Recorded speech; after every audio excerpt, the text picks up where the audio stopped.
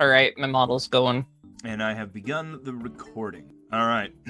So, we join Captain Sarko Two Legs returning to the deck of the ship of the Gilded Goose after having spent some time below decks with an upset tummy. Now, standing out on the deck, you see your, the rest of the crew, sans those you sent to go in the rowboat to shore to visit or to, butcher the whale that had washed up on shore. The rest of your crew are standing around slack-jawed, staring off into the sea, unsure of what they have just witnessed.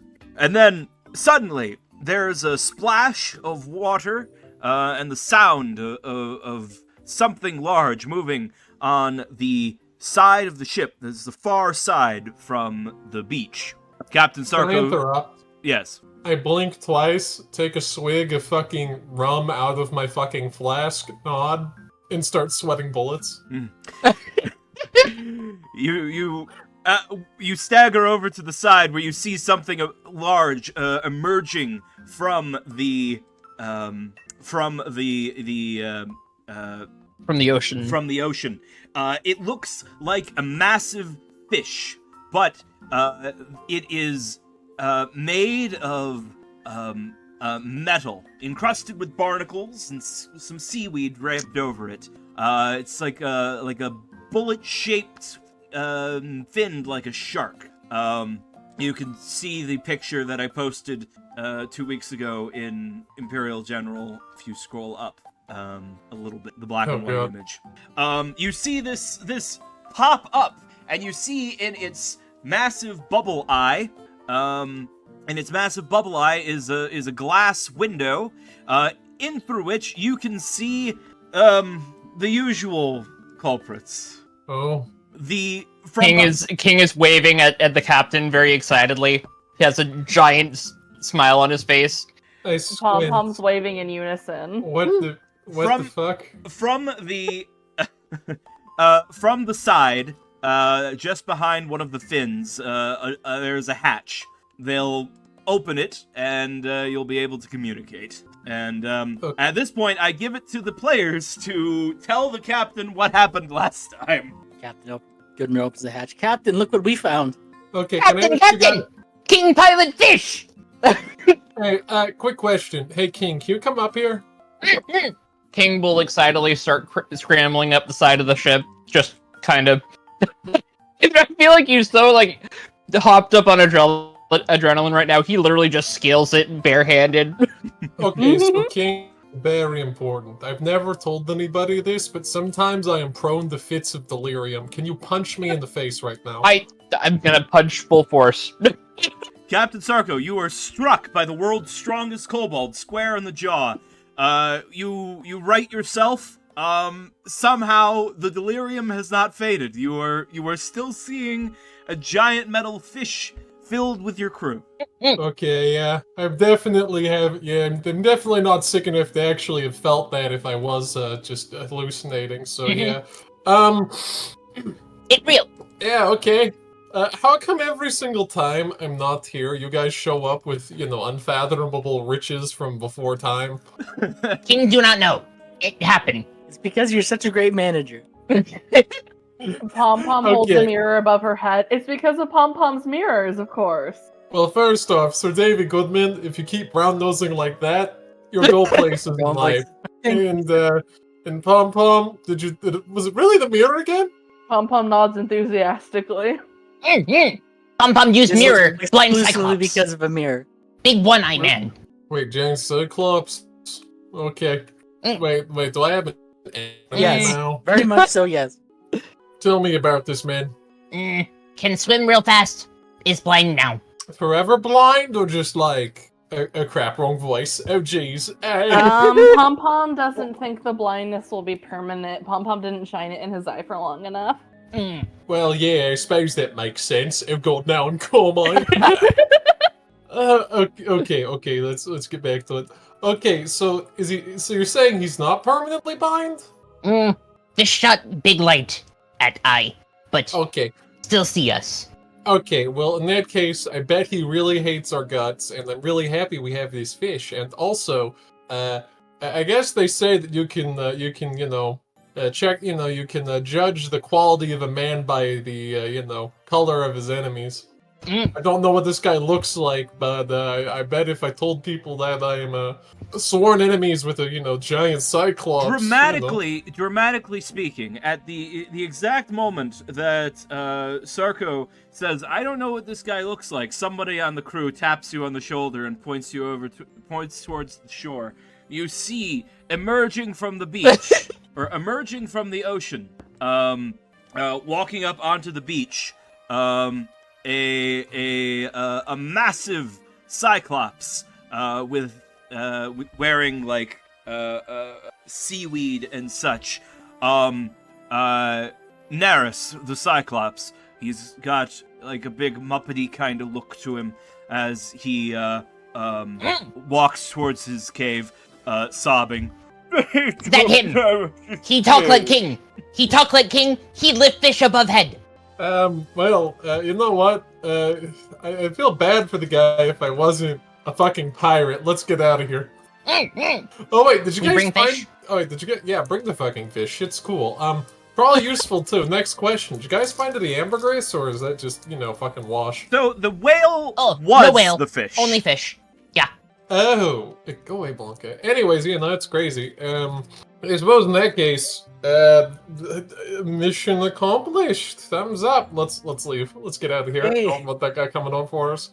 Hey, Captain. Yeah. This thing shoots laser beams. You want to see? Yes. Oh, okay, then. It only shoots 7 laser beam. We'll show you a later time, but it's pretty crazy. Wait, only 7? What's that mean? So it Only 7 left. yeah, it they put the gem that that had 8. They put the in order to power the sub, it requires a power crystal. One of your power crystals had 8 charges in it. By placing it consumes. Simply having any charges at all allows the sub to operate, but firing the laser consumes a charge. They put it in. It showed 8 tally marks. They fired the laser at Naris when he picked up the ship, and then now it has 7 tally marks. So you've only got 7 shots left. Well, plus however many you have on the other power. Yeah, it's pretty neat. Real darn neat. Hey, Sir David Goodman. Yes, sir. Congratulations. You know what you have achieved with your friends today? Oh, no. Promotion?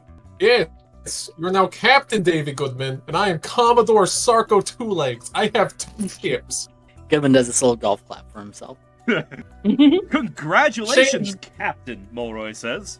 Change the name to Sarko. I have 2 ships. Change the name from Captain Sarko to Commodore Sarko. I have 2 ships now.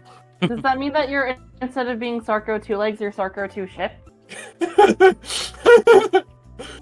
To you guys, yes.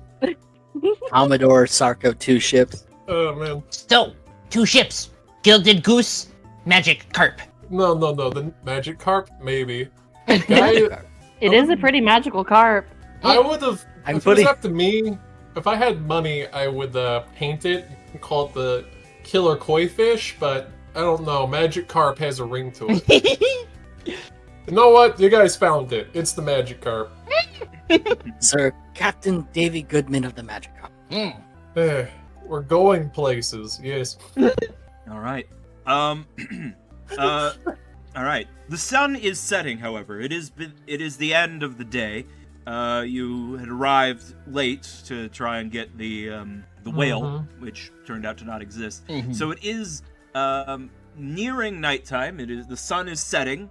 You're just off of Skeleton Cove. What do you plan to do? My question is, what else did we have to do? Did what's his name give us any?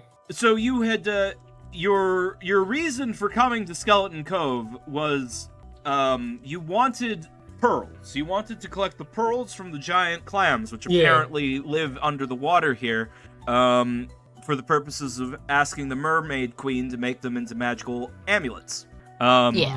Unfortunately, you have since learned that there is also a giant cyclops who lives on the beach near here in his And he's cave. And Very stolen mad at us. and you have stolen his special fish. Yes. You know, guys, This we may no longer complicate, need the you know- pearls. We no longer need the pearls, guys, because you know what? Mm-mm. We can talk to the submarine? Magara, because we have a submersible vehicle here. We can just float on over them, look like a big old fish, and then now we just have to come up with a way to talk to them through the fish. I know what to do! I got an idea! Okay, guys. Big trillion IQ plan here. We go back to Port Fortune. We find the one guy that's the big nerdy guy at the tower, and we ask him if he knows how to like make things that do sound through water. Oh, like Metal Yeah. Parrot. Yeah, like Metal Parrot, but works underwater, I think. Oh. He's a big, you know, fucking bookie motherfucker, pencil neck looking dude. I'm sure he's got a trillion, you know, ideas. One little amendment to that plan, though. If we are going to ask him for a favor, we should really check up on his friend while we're in the area. Where's that guy even at? Fire Island, right? Across the way? Yes. Yes, he was Okay, visiting well, I guess, the native villagers on Fire Island, Tatunka tribe. Yes. Well, we should definitely go ahead and check up on him. In the meantime, Captain Davy Goodman, you go ahead and man the fish over there King- and follow behind us. I want to get a little ways away from the coastline so that fucker doesn't try to hit us in the. hit us King in was the striped night. fish, not captain. Well, okay. In that case, you are now Navigator King. King's eyes light up. King. He likes Care- this. Careful, you King might start demanding more wages. Everybody's getting promotions today. No, the secret is you give them titles so that they think that they're getting promoted, so their loyalty goes up, but you don't have to pay them an extra cent. I King see. is already I getting a see. share, and not a salary. So. You're already getting Yeah. a share. You can't get more. Yeah, no, I Now get the you. Regional Getting this thing- Associate Manager, King. Good for you. You already have like a major share in this operation. I'm not gonna give you more than me, the Commodore. Yeah, But, I think that's funny. anyway, That means that you have 2 kobold navigators. it just happens. It happens. All right. Oh man. So you sail off, just a ways, away from Skeleton Cove, as the sun begins to set. Night falls, and in the middle of the night, the man in the crow's nest calls down, "Hey, somebody wake up the captain. I think he's gonna want to hear this." Uh-oh. Sorry, the Commodore. I think King was like about to lean over like, Sir Goodman. Commodore, Oh, jeez. While you are getting ready for bed, you're already, I like getting comfortable. I like there's to a knock. imagine that I'm in my PJs and I have a weighted fucking crab plushie. Mm-hmm. And oh, then there's a knock on the door. And I'm like, fuck, and I hide it underneath the bed. oh. Commodore, Oh, yeah, what's up? the man in the crow's nest says he's spied something back on shore you might want to know about. Why the fuck can't I tell you? Okay, I'm gonna go up there and then I'm gonna give him a little talking to about a game called Telephone. Boy, it's not invented yet. Here's that. Yeah. Anyways, they go up and they walk up to the mast. Okay, yell it at me. So you know that giant guy? He's meeting with some creatures right now. There's like 3 or 4 of them. He looks upset, but they are like they have like a chest of stuff with them, and yeah, they're talking. What type of creatures? I don't know. They're like ugly fishmen. Okay, I'm coming up there right now. Sarko starts climbing up the thing. All right. You climb Fucking- up to the crow's nest, Mhm.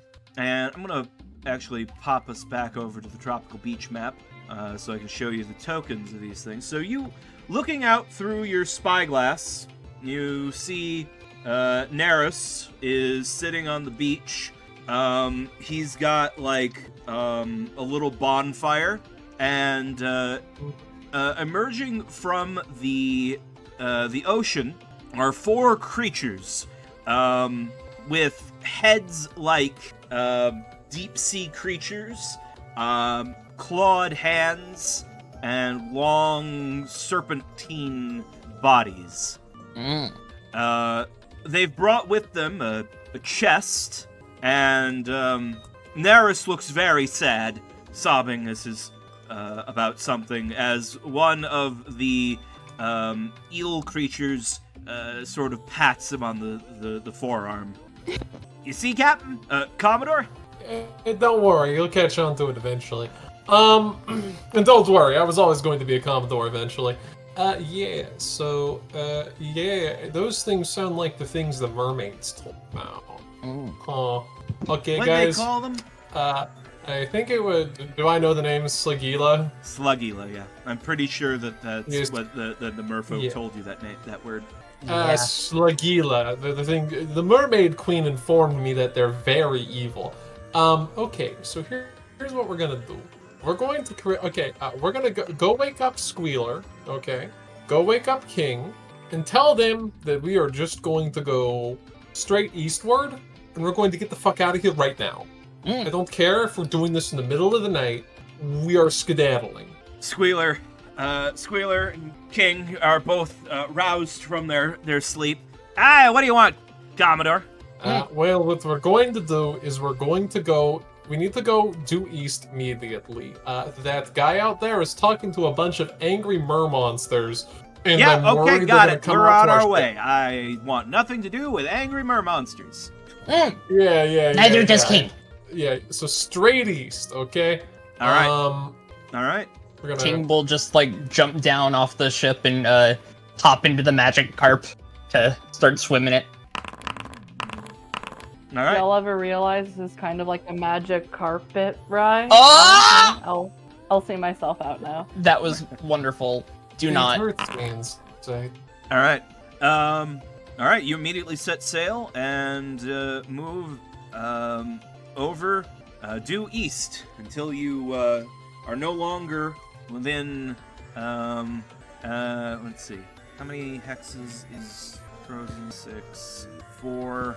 You sail until you are over by Fire Island, and more than 24 miles away from Skeleton Cove. Okay. That's great. Okay. Now that I'm going to, by the way, be sleeping this entire time. I move the calendar forward today. It is now the 21st day since your adventures have begun.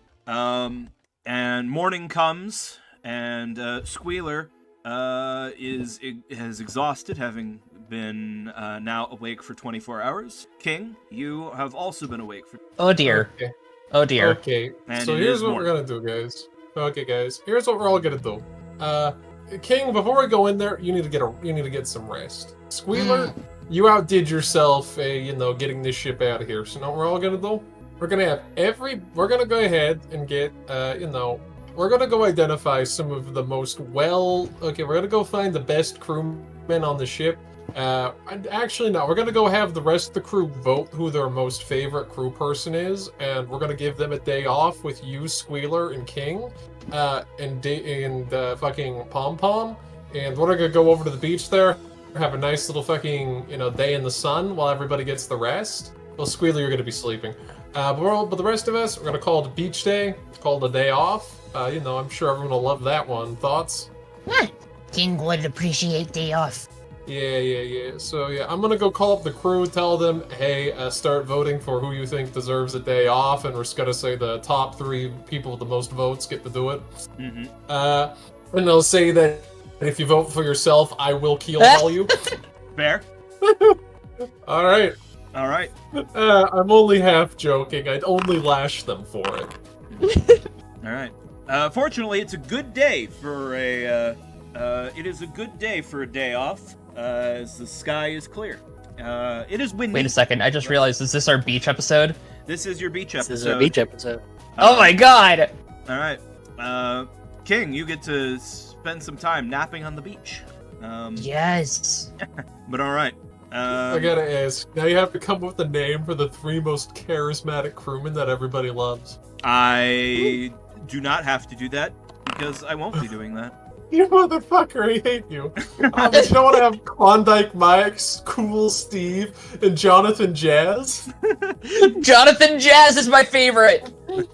Jonathan. And that guy's surviving no matter what. Jonathan. Yes. All right. But yeah.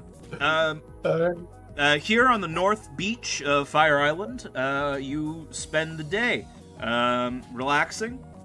Nothing monstrous happens. That's good. Yes. Are there any scenes or conversations you all would like to play out, or shall we just go ahead and move on to the next day? I don't have any good, funny ideas, but I'm curious if the others do. I unfortunately am brain dead right now, I cannot think of anything. All right. And we shall advance We time. can make fun of Sir Davy Goodman's translucent carapace. The absolute opposite person you want to have a beach episode. Yeah. All right. It's now the 22nd. You have all had adequate rest, recuperation. Everyone is back as they would prefer to be. Yes. Yeah. You are here on the north shore, off the north shore of Fire Island. What will you like to do? Okay, guys. I feel rested and rejuvenated through the compelling power of friendship. I really loved that time when Davey helped us to get all of our food back from those giant crab people, and I really loved when Pom Pom over there wrestled a mermaid with their own arm and caught them off guard with clown tricks and won. I'm so happy all of this happened off screen and nobody will ever see it. Sometimes the best performances are just a rehearsal. Yes. Anyways, yeah, who's ready to go get eaten up by mosquitoes and possibly catch malaria going into Fire Island to hunt down some fucker that's probably the bookie dude at the lighthouse's romantic interest? King can best any mosquito. It's not the first mosquito that gets you. It's the 27th. No matter how many mosquito. Of course, yes. Anyways, let's go ahead and push on in through, guys. Well, I'm sure with First Lieutenant Jazzy Jones at our sides, and as long as we keep reinforcing that there is a First Lieutenant named Jazzy Jones as one of the crewmates, It'll become real. everything will be okay. I'm sorry, Cave. I didn't expect that name to catch. Oh, you know what, Cave? There needs to be a Jazzy Jones because there needs to be somebody on the magic carp when we're away. Yeah. Hold on, lads. My saxophone. Follow the sound of my saxophone to get you out of this cave. Oh man. Oh, thank you, Jazzy Jones. You know what, Gidman? Here's the thing. If you ever need a random fucking, just dude in there, just say on your, random, crewman on the fucking magic carp, it's Jazzy. All right. Beautiful. Okay. That's the one guy who's under your fucking command. I love it. Oh, man, I'm starting out small. Anyways, we'll go ahead and head on into Fire Island. All right. I'm so sorry I don't have the pictures. It's okay. Do we have character art for them? No, but that's fine. But hey, it's a big island. Maybe you'll get lost and eaten by a dragon before you get there. You know what? You're right. It could happen. Cave, I'm sorry. All right. So exploring the island. Since you do not know where the village of Tonka is, you will have to wander around until you find it. There are a few points of interest on the island overall. And if you go into a hex where there is a point of interest, you will find that point of interest. All right. Your movement speed is determined by your current level of encumbrance. Right now, Sarko and King are both at a level of encumbrance where they have an exploration speed of 60, which, due to calculations I have done, means that they can move 2 hexes a day. Now, Okay. if you were to reduce your encumbrance and be unencumbered, like, Sir Davy Goodman, then you would be able to travel as many as 4 hexes per day. Okay. And if you were somewhere in between, then you could go 3. Okay. So, discuss if you wish to alter up your encumbrance before you go into the jungle. I believe I would like to leave some gold behind because I know that's probably what's making me encumbered at the moment. Oh, probably. I do not have a Nautilus amulet on me anymore. I'm gonna get rid of that. All my gold's on the ship. I'm gonna be honest. I think I'm just encumbered, and there's nothing I can really do to fix that because unless I get rid of my rope, my tinderbox, or Mama's elixir, yeah, nothing I can really get rid of is gonna matter. Mm-hmm.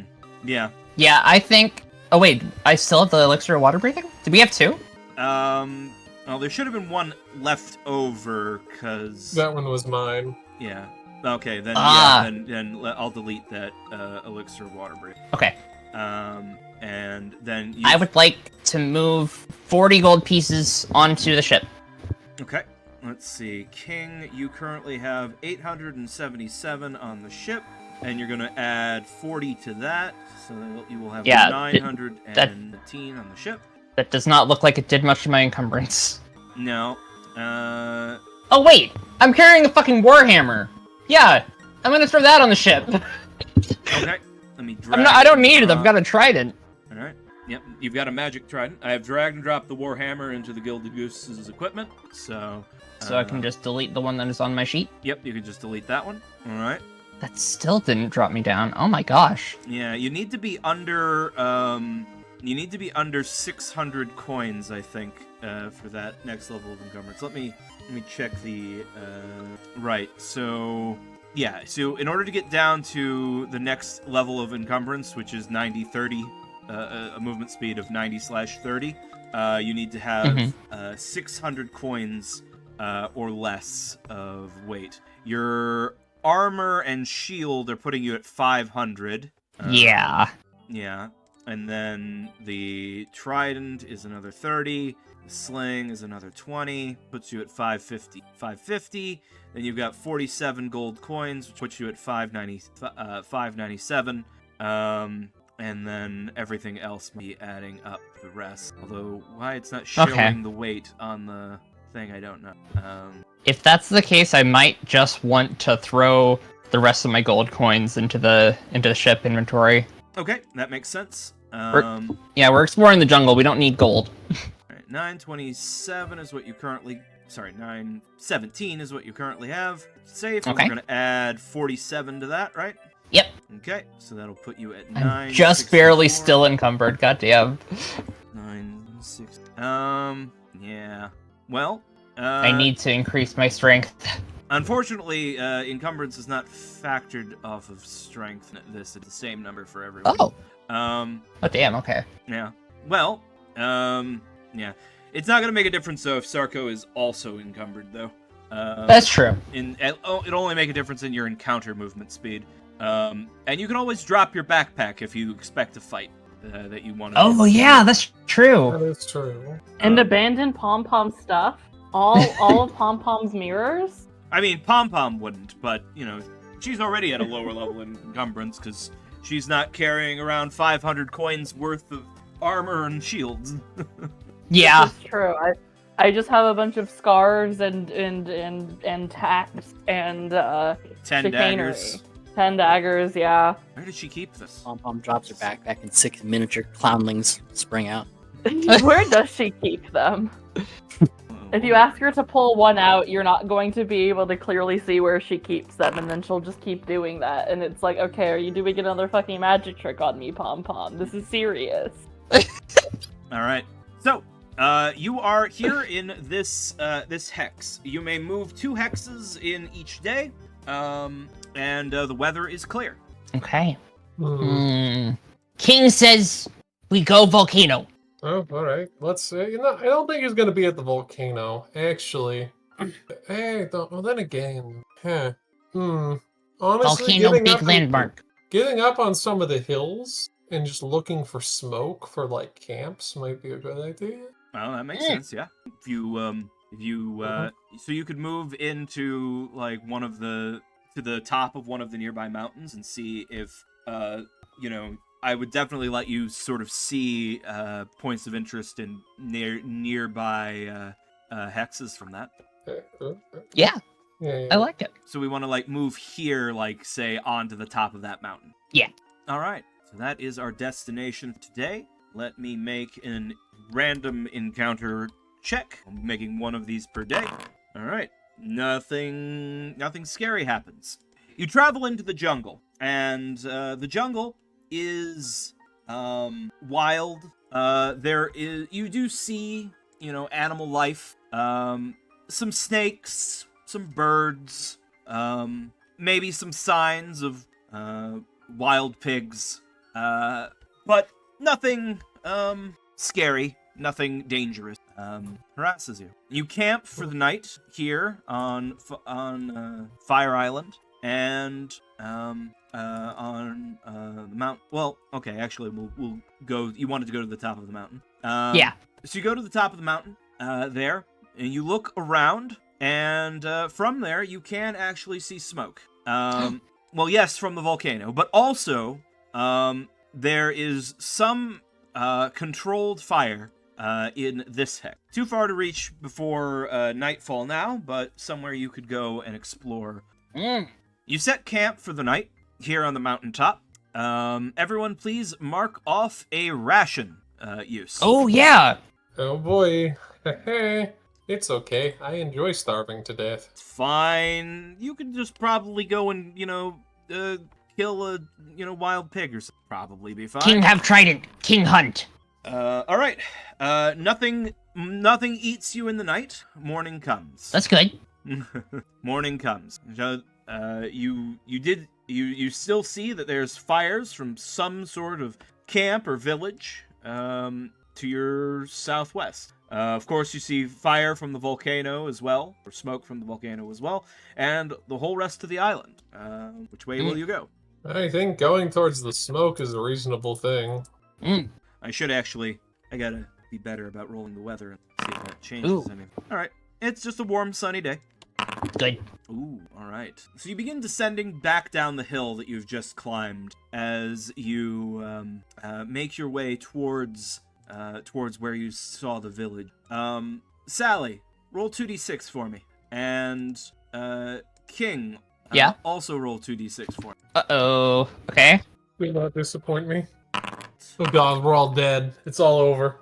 And 9. Yeah. TPK. Alright. Are we good? Literally yesterday. Hey, boss, we got you a submarine today. How could you fail me? Deeves, please roll 2d6 for me. Alright. And lastly, Captain, roll 1d6 for me. Oh boy. I'm going to get a 1. Well, there was a 1 in 6 chance I'd be right. That'd have been pretty cool. Well, it's a good thing you did not get a 1. I'll now roll for them. Ooh, very lucky for you. Uh-oh. Oh! Alright. KB? Yes? KB? Oh! How many was spawned if we rolled a 6, KB? Oh my god. No. That's your roll there, Davey Goodman. 2d6 appearing. These are adorable, first of all. I want one as a pet. Alright. I want 5 marketable plushies right now. Yes! Alright. I love how the melee map is still a turtle. I'm just not gonna change it. The melee map will just be a turtle. Beautiful. For now. Why is it a turtle? Historical reason. If it ain't broke, don't fix it. Alright. Yeah. So as you're making your way through the jungle, you come across a pack of these creatures.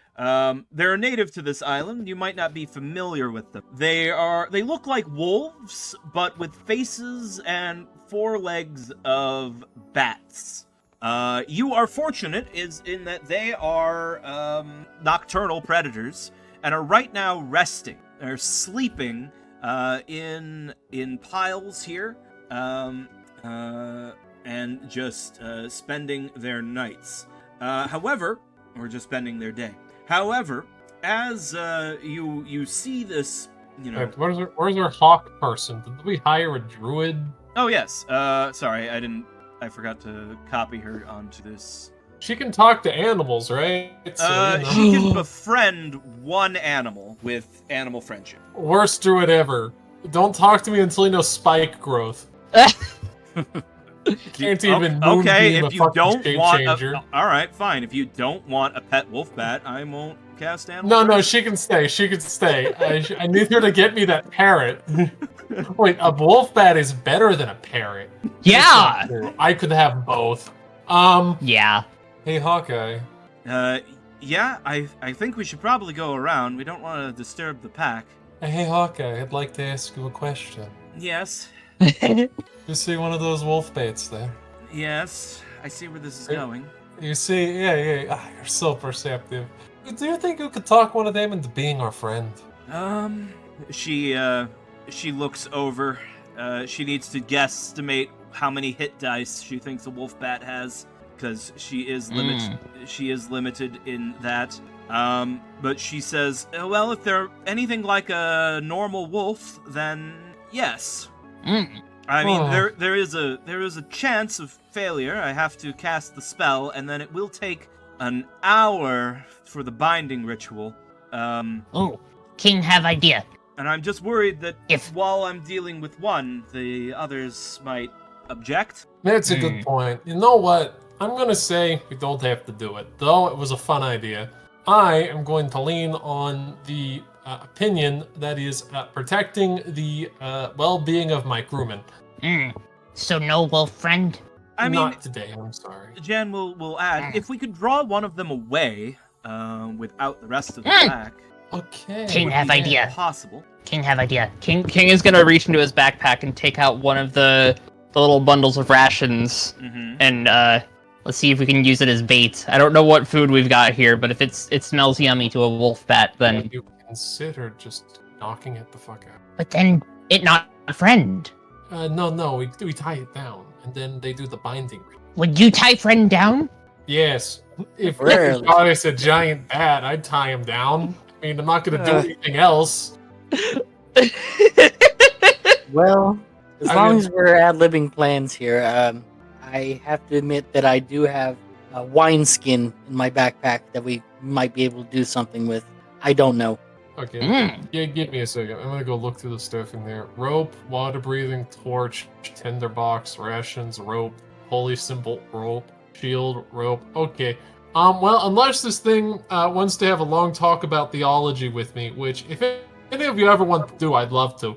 I don't think we're just really gonna go anywhere with what I have.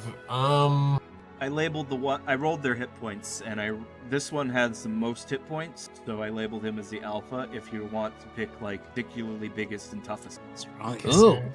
The other but that thing would we also could- be the hardest for our druid to tame. Actually, me out. they'll have the same saving throw. So. Oh. question. And the one that rolled the lowest hit points, I have labeled as Omega. Can you take things down non-lethally? Yes. If you take them down with a melee attack, you may choose to have non-lethally subdued them. It's sort of left up to your description of how that is done, whether you've knocked them unconscious or you've just sort of like disarmed them and held them at sword point or whatever.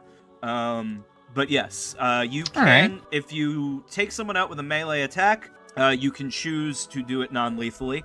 But you can't if you cast fireball on a room.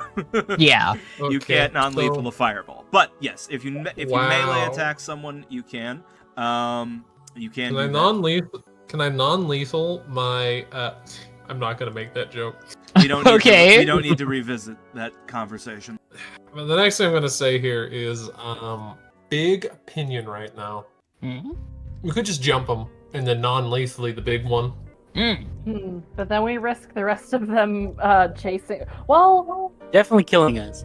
Yeah, we jump them, kill a significant number, and then it's a fair fight. You would they are sleeping right now, so you would have a surprise round, and then we would be going into initiative. This is my way of saying round. it's experience. Anyways, Oh, I Really? see. Yeah, I see my what only you're saying. concern is that we have zero Oh, wait, idea no, what it's their hit not. points are. you know what? It's Jan right. Jan can tell you that they are if they are of the same level as a normal wolf, they are 2 hit die creature. Meaning they have 2d8 hit points. So the Oh, it's an boy. average 9. Ooh, okay. Yeah, that's gonna be tough, actually. I don't want to hit I them, think we should just. surprise attack them. Yeah, I think we We'll should really sliver the hell try. out of them. We should really try the food thing. I feel like if we just like No, because then we have to wait for it to wake up. Mm, Now, this is a plan. This is not a good plan, mind you, but I'm a functional plan. We have Mhm. King sumo wrestle the bat wolf, shove the wineskin into its mouth, and get it all good and disorientated before it can call out to its pack, and then drag it away with a rope. Okay. I'm going to stop you there because I have a really hot take right now that I think we should all consider. Mm. And just listen to me here. Mhm. Mhm. We can find a cool pet later. Let's not get murdered. King will like be very sad about this, but he agrees. I'm sorry. I know sometimes I can be a bit disappointing, friends, but like for serious. Jan sort of will agree to this, and like it would be quite the risk to take on so many at once. I think you are correct, Commodore. I think we should not risk angering a pack. Now we could probably. I mean, we don't have to kill them all. We would just need to drive them off, but we would, while also capturing one. It's a very big risk for. If we want a big dog, we can probably buy a warhound back in Port Fortune. Yeah. I don't want to get like a giant warbird. I'm sorry, I like birds. I don't know. Do they have warbirds? I don't know. I'm gonna have to ask. I'll ask Armando. Yeah, I mean, if That's why someone, this is so tough, because this is a dog that can fly. It's a twofer. yeah, this is a flying dog. You don't find you won't find a flying dog for sale in Port Fortune. That's that much. Oh, you say that, but things show up in weird places all the time. And if Armando tried to sell me a flying dog, I'd tell him, sorry, maybe another time, pal. If Armando tried to sell you a flying dog, it would be a dog that's got like paper mache wings strapped. Oh, Oh, and he'd try to sell it. He would try to sell it. He'd really lean into it. Oh yeah, that would still be the goodest boy. Obviously, these wings were made by the elves, using only the finest materials. Yeah, of course, as you do. I don't hate Armando, guys. I just think sometimes Armando needs to start loving himself more and not lean so much into being a thick liar. If you lie to him, each lie is like a loan. Eventually you do it too much and you just lose a grip of reality. And that's my opinion of Armando. Anyways, guys, let's go ahead and keep going. So you make your way around the den of these creatures without disturbing them. You were fortunate that they were asleep. And you reach a village. It sort of manifests itself from the jungle. I'm gonna share the picture village that you see. Open that for Okay. the viewers. Ooh. Oh, this is cute. See what you got. So you see a village. As you approach, the village itself is actually surrounded by a 15-foot tall wooden palisade. It's been ivy has all grown up over it. It's quite clearly old. There's a gate, and the gate is open, and you can see through the gate behind the guards into this village that you have seen here. There's a pair of men standing at the gate. They are masked men carrying obsidian clubs. The The men are dark complexion and are covered in tattoos of a green color that begin from a triangle on their chest and zigzagging out all over their limbs. You, as players, would describe the pattern as resembling a circuit board, though obviously your characters do not know what that is. Yeah. But yes, the tattoos resemble traces on a circuit board beginning from a triangle on their chest and zigzagging out onto their limb. They wear clothing that is a mix of their traditional native clothing made from whatever materials they have on the island, but also some are wearing bits of clothing that have acquired from trade with the pirates. One of them has like a vest in a Londinian style. Some people in the village behind are wearing pirate hats or powdered wigs, mixed in with their native clothing. And lastly, the two guards and every adult that you might see behind them are wearing these bronze masks, which have stoic expressions on the mask. Yeah. These are the people I was supposed to draw. Yes, it's okay. You were at the eastern gate of the village, and these two masked men stand there, obsidian clubs in hand, looking at you through their bronze mask. Can't tell if he's sneering at. Hello there. Do they? I don't speak their language. I'm gonna go up and be like, do you have anybody who speaks the king's tongue? The guard sort of like looks you over and he says something and sort of points down, and then he goes into the other guard sort of stands to block the gate, watching. A short time later, a woman, the same sort of tattoos and mask, approaches. She has a staff in hand, and she's wearing jewelry made of metal scraps, and it also has heavy bronze gauntlets on her hand. She steps forward and says, "Hello, I know your language some. Oh. Bart has taught us." Bart. Is that the guy I'm looking for? You were looking for someone named Bartholomew. Oh, yeah. Actually, we have been sent here by their very close friend. I then stare at them, tilt my head a little bit, and I hope they get the implication. And he wanted me to go contact him. Are you okay if I go talk to the guy? As you approach and are speaking with her, since you are a cleric, you notice that this woman, among the metal jewelry, the metal scraps she's wearing as jewelry, there is one bit that stands out. It is a bit of red gold shaped like a hammer. And you, as a cleric, recognize this to be a holy symbol. I'll stare at her and say, "Are you a follower of the gods too?" She puts a hand to the holy symbol. Says, "In a manner of speaking, yes. I have studied the ancients and their ways, and am able to work some miracle. If any of your people are injured, I may..."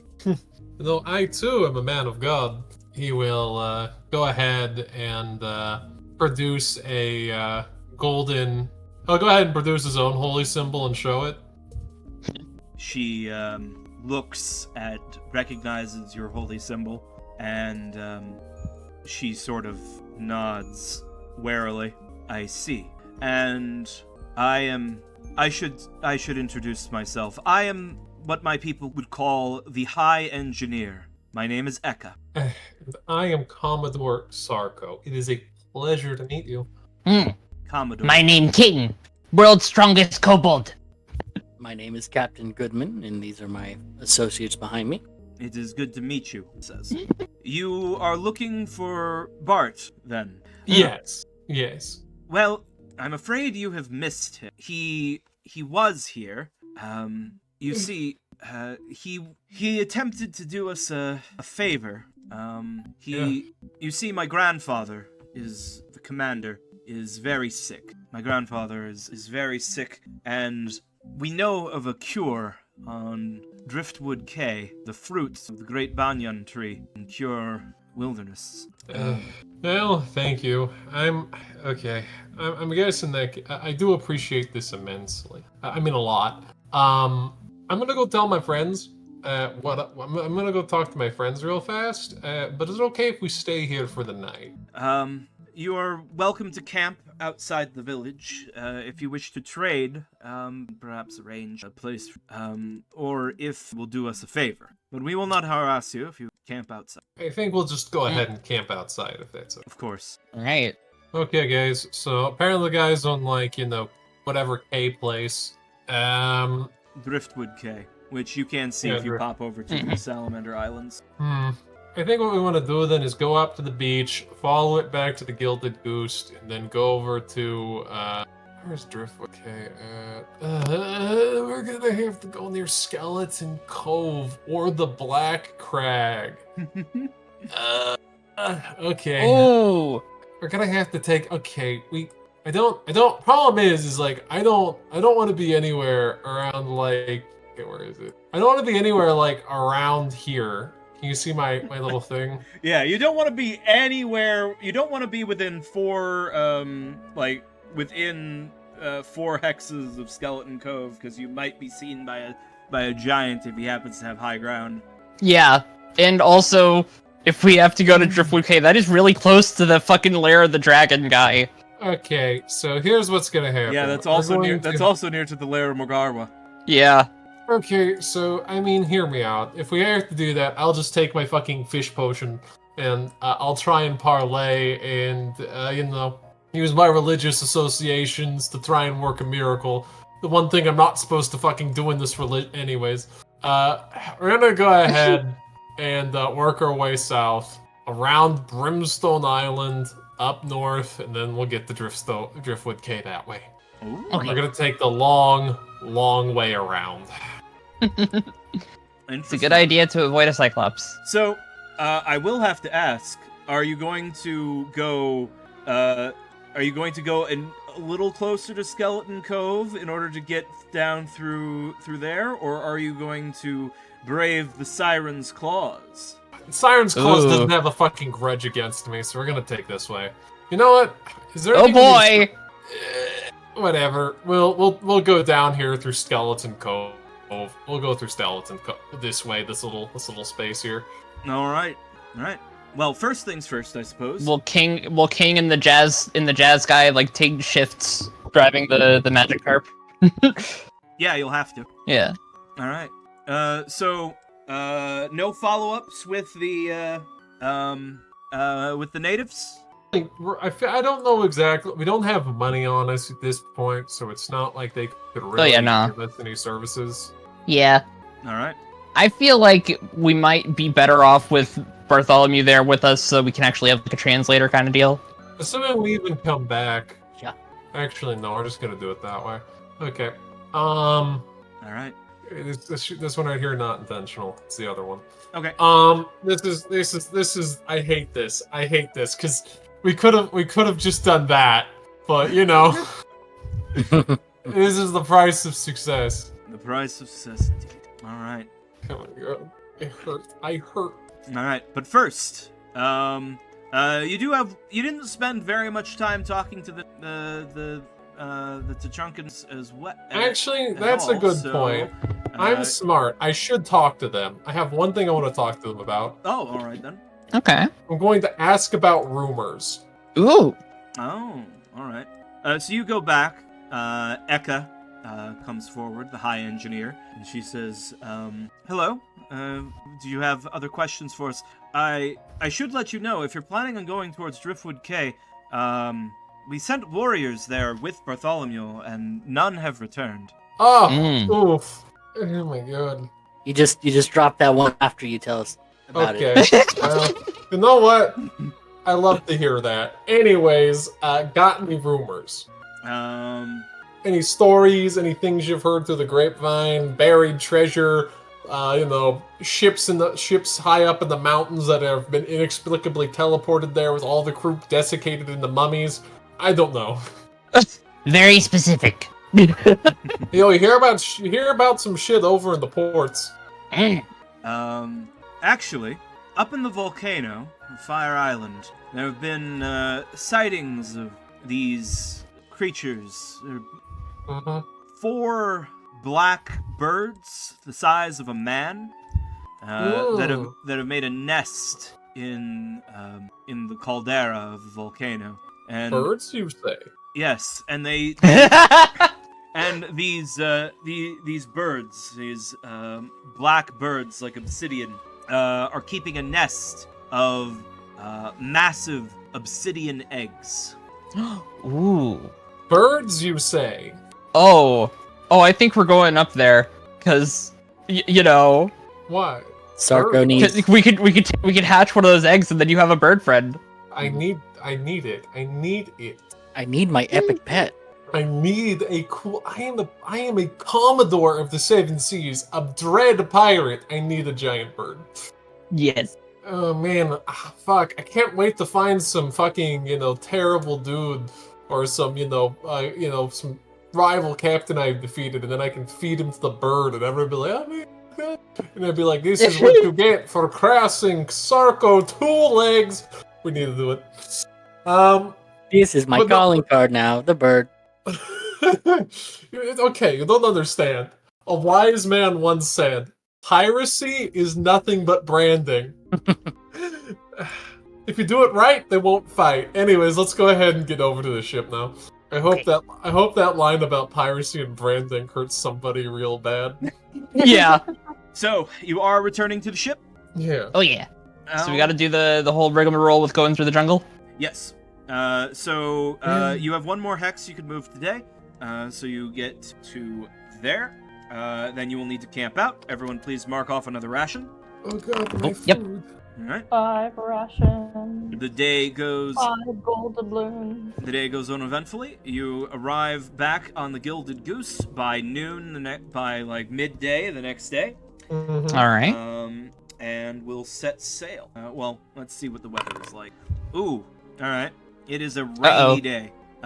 You are soaked through by the time you make it back to the Gilded Goose. And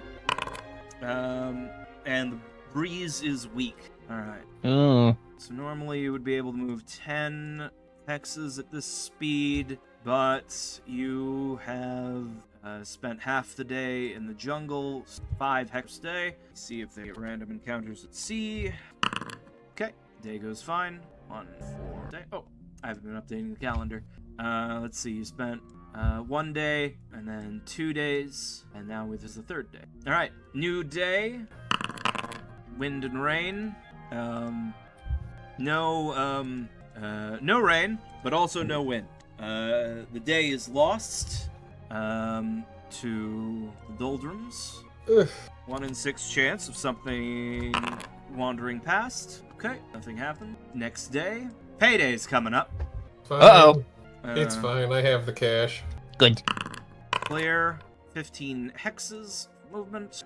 Do the move. 2, 3. So really, I should be making some of you 9, guys pay 10, for it because, like, I'm the one who's providing the boat and everything. But I'll keep paying for everything. It's okay.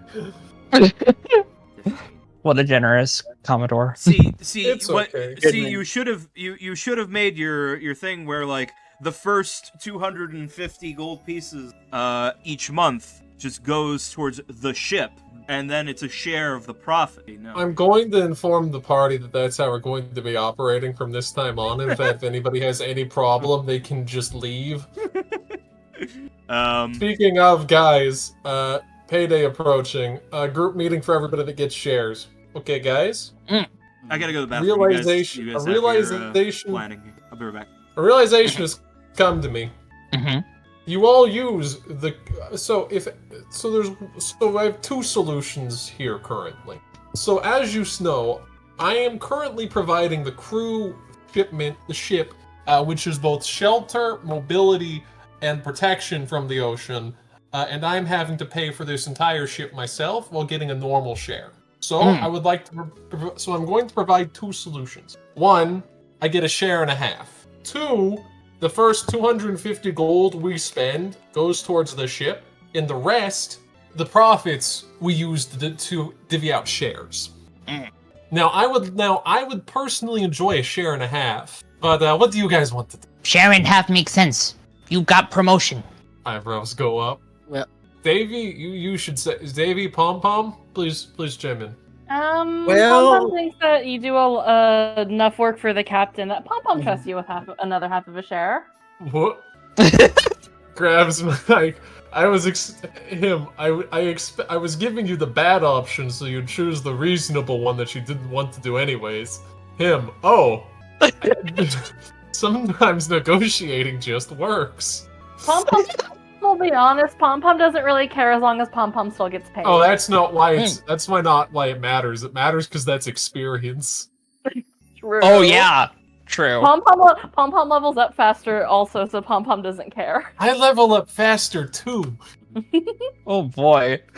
Now- Do you guys... Well, okay, fine. Pom Pom also thinks that no ship, no crew, no adventures. mhm. Okay, And there's also so the I'm gonna minor move- fact that I'm beginning to fund a small mercenary army that's eating into my pocket as well.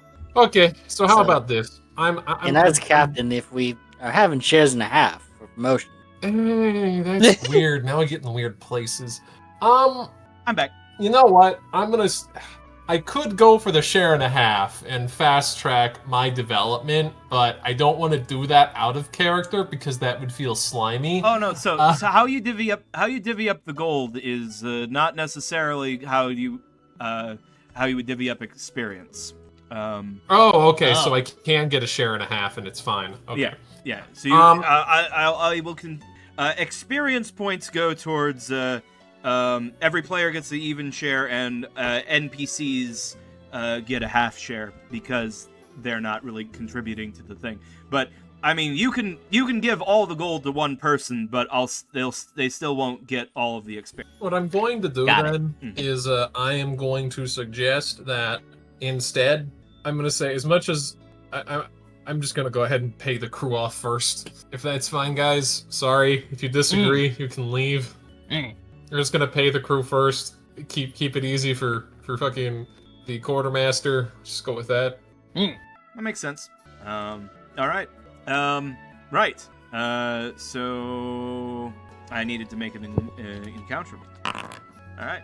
This day is uneventful. You reach the edge of Brimstone Island, another volcanic island here in Salamander Island. I just want to go a quick look over Brimstone Island. If there's anything you can see from. I need to use the restroom really quick, so I'll be back. Okay. Okay. Don't get attacked by a sea monster, okay? No promises. No promises. I have no agency. These people just drag me around the places. Commodore. You don't understand. Being Commodore is upholding the illusion of control. You can't argue with me. You know I'm right. Real. Don't want people realize that you're mortal, it's over. sometimes the ocean gives you a submarine, sometimes it gives you a kraken. It's only an illusion that we get to choose which. Precisely. Lux, get back. Okay. Go around. Brimbrone Bryland. Brimbro? Braggy. Ah! Oh. My thoughts I'm sorry, my thoughts have corrupted your brain. You're gonna keep hearing that for the rest of this session. Oh boy. It's you're never going to hear your friend Sarko going, "Hi there." You're going to go, "Hello. Ah! How are you doing, Andy man?" It's just the worst fucking voiceover ever. It's gonna all sound like it's 20 feet of concrete. Captain, it's Sir David Goodman. You need to open the captain's door. There's a kraken outside. It's got its tentacles around the middle of the ship. It's cracking. Captain, we need you. Raggy.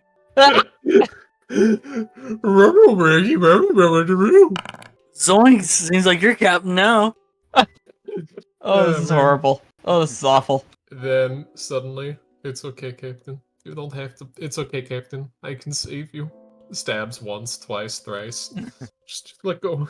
That is straight from a YouTube poop I saw where they were cutting pieces of Star Trek Next Generation together, where it's just all the most chaotic, people exploding all over the bridge, Worf dying, and it cuts to Picard trying to play the flute while the ship is being blown apart. Captain, we need you. You're just messing up playing flute. Oh my god. Oh my god. Some people are just afraid of the flute. They just can't handle it. But you know what? I guess you could say that he was fluent in the flute. Mm. I'm gonna go drink bleach now. See you later. Okay. Oh man, what's this metallic taste in my mouth? That's it killing all the COVID inside you. Oh yeah.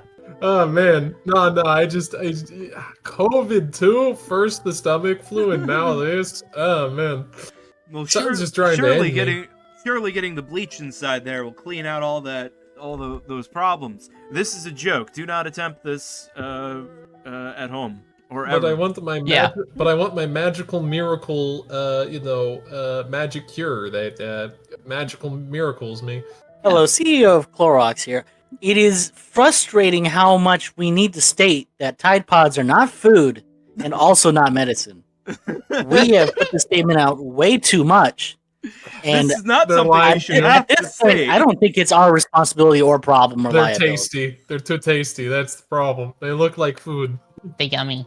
All of my simple brain instincts tell me, yummy, yummy in my tummy. Mankind wasn't meant for this high of intelligence. Nature has forsaken us. Real. True. Big if true. Yeah. Gen Alpha middle schooler coming towards me. Hey man, you want a hit of my Tide Pod vape? Oh my Hey, guys. god. Oh no. Tide Pod favorite vape. Hey guys, I'm gonna just Relax. if you'll entertain me ranting about something that doesn't matter, I can tell that I'm an absolute psychopath by the way I build Warhammer lists. I'm the type of person that's like, does this house really need nails in it? How much can I just shave off of the fucking cart to have it go faster? I'm like, no upgrades, nothing. I want everything bare bones. Why would I spend any points on making something spooky? I want more shit, and that means the shit I have has to be pathetic. I follow a very Stalinist philosophy of, if I have more men, I have more men. It doesn't matter if none of them have rifles. Yeah. The secret mechanic of playing orcs is that you don't let the other player get to play because of all your dice. They just, Oh my god. after 45 minutes of rolling per turn, they just give up. And then you win. I went to a tournament where the guy fucking rushed onto all the objectives by slow playing orcs. I was gonna kill him by turn 3 and he would have lost, but he just walked onto the objectives and slow played until the tournament ended on the round ended on turn 2. Next game the guy did at the tournament got thrown out for slow play. That's wrong. If an orc player believes that they can just walk there, they can walk there. That's the whole thing. There's some orc players that don't know how to actually accurately measure with that many models. There's two types of orc players: people who are chuckle fucks and people that have played too much competitive Warhammer to care anymore. It's And either they're both absolute one- beginner with too much income or a 4D chess player that will just wipe you off the map, Okay, and they're bored that day. Some orc players are actually the smartest fucks ever. It's just they stop Mhm. caring, but they still can't turn off the part of their brain that's like, yo, I can see the code behind the Matrix, man. Yeah, man, it's funny. There was a guy that back when I played 7th Ed who beat me, who outshot my Tau list playing orcs. I don't know how he did it. He just kept rolling dice. The heck. Oh, I'm sorry. Was I stopping everything for a rant about Warhammer? No. Oh, We were waiting for Lux, but Oh, okay. And I can't contribute to the conversation because I don't know Warhammer. Nor Don't can know I, it. It's but- a bottomless pit. but Yeah. but I'm gonna go ahead and proceed, and Lux will be filled in later. All right. So a new day. We'll roll weather. Oh wait, no, I rolled for this day already. That's what I did earlier. So yes, it is a lightly rainy day as you round the southern bit of Brimstone Island. You'll move 15 squares today. 1, 2, 3, 4, 5, 6. As you're coming around the southern edge of Brimstone Island, you see something. You were able to get a view of the southwestern side of the volcano, and you can see something of interest up there. 2 streams of molten rock drool from the volcano's mouth around a platform on which sits a stone statue. Slag-encrusted statue, nestled between these 2 rivers of lava. Looking through your spyglass, you can see that the statue depicts a stoic warrior sitting on a throne covered in igneous rock. Yes, you... Neato. The first among the Big dead. statue. Anyways. Alright. trying to... Islands full of mystery. Man, you know what the real mystery is? Mm. How we all got to be such good friends. Anyways. Oh! Alright. But yeah, 7, 8... Assuming you're going to continue moving on and not going to poke around the volcanic ruins right now? Not right now. Okay. 7, but 8, you know. 9, 10, 11, 12, 14, 15. You get to the northern part of northern coast of Brimstone Island by the end of the day. Then on the calendar, it's now the day before payday. I rolled weather, cloudy, and normal sailing speed, fresh breeze. Let's see if there's going to be any encounter before you get to Driftwood Cay. Oh, sea encounter. I'm sorry, Lux. I see what you did there. There will be a sea monster, maybe. Captain! Oh, yeah, I'll stop playing with the lines on maps. What? Oh, no, I was going to say, Captain, roll a d20 to determine your fate. Oh, I know. Oh, I know. I was just giving... Was anybody else noticing the thing? Like, I wasn't. I choose to believe it was in I wasn't- character. damn Is it. everyone dead? I wasn't paying attention. I Wait, got what's going a on? 1. Welcome back, Lux. Nobody's died. We kind of just shot the shit for a while. We did see that there's some volcanic ruins on the southwestern side of the Brimstone Island volcano. But the party has continued onward, and now, on the last day of travel towards Driftwood Cay, you have encountered something. A 1. Aha! Aha! A pirate no. ship. Oh. Captain, please roll a D6 to determine which pirate ship you have encountered. 6. 6. I've rolled a 6. What could that possibly mean? All right, Captain. There's a Yes. ship on the horizon. They shout up at you, or shout down at you from the crow's nest. You see, as you go and look through your spyglass, you see a 3-masted caravel with a crimson hull decorated with golden floral accents. The Bloody Rose. Ooh. Are they sailing with or against the wind? They are sailing with the wind. They are closing towards you. Why does that sound so familiar? Is that the guy's ship from town? No. You did meet No, the crew of the okay. Mangy Monkey back in town. Okay. But Guys. no, this is the Bloody Rose. which is a Guys. different part. Yeah, yeah. What we're going to do is, we're going to go ahead and, pretty sure we have a fish. Look. Hey, Squealer, turn, which direction is the wind blowing? I mean, that's not really, it's sort of sub-mechanical. But it is a good sailing direction for going towards Driftwood Cay. We are going to, because that was your initial planned destination. yeah, we're going to go due north, and we're going to go due north and see if they continue to follow us. Okay. So you turn sailing, or well, you were already planning on heading. You're already sailing in that direction. You continue sailing due north. The Bloody Rose is definitely turning to give chase. Uh-oh. Are you going to attempt to evade? Yes. All right. There are rules for this in evasion and pursuit at sea. First, I need to determine which one of your ships is faster. Ooh. Don't think we're laden with cargo, which makes it easy. Yeah, that is That is true, but they are also hungry. So let me see. You are a sailing ship small, which has... We have a speed list. Movement rate. Yes. Sailing ship small. Okay, you are the faster ship. Okay. You are the faster ship. I figure out how much faster you are. Everybody, next thing of advice. I'm gonna give another bit of advice. I'm gonna go look at the hull of the Gilded Goose and check out what's inside of it. We are going to toss all of the gold into the ship. We're going to toss all of the gold saved for 300 of my we're going to say, well... Hold on. Okay.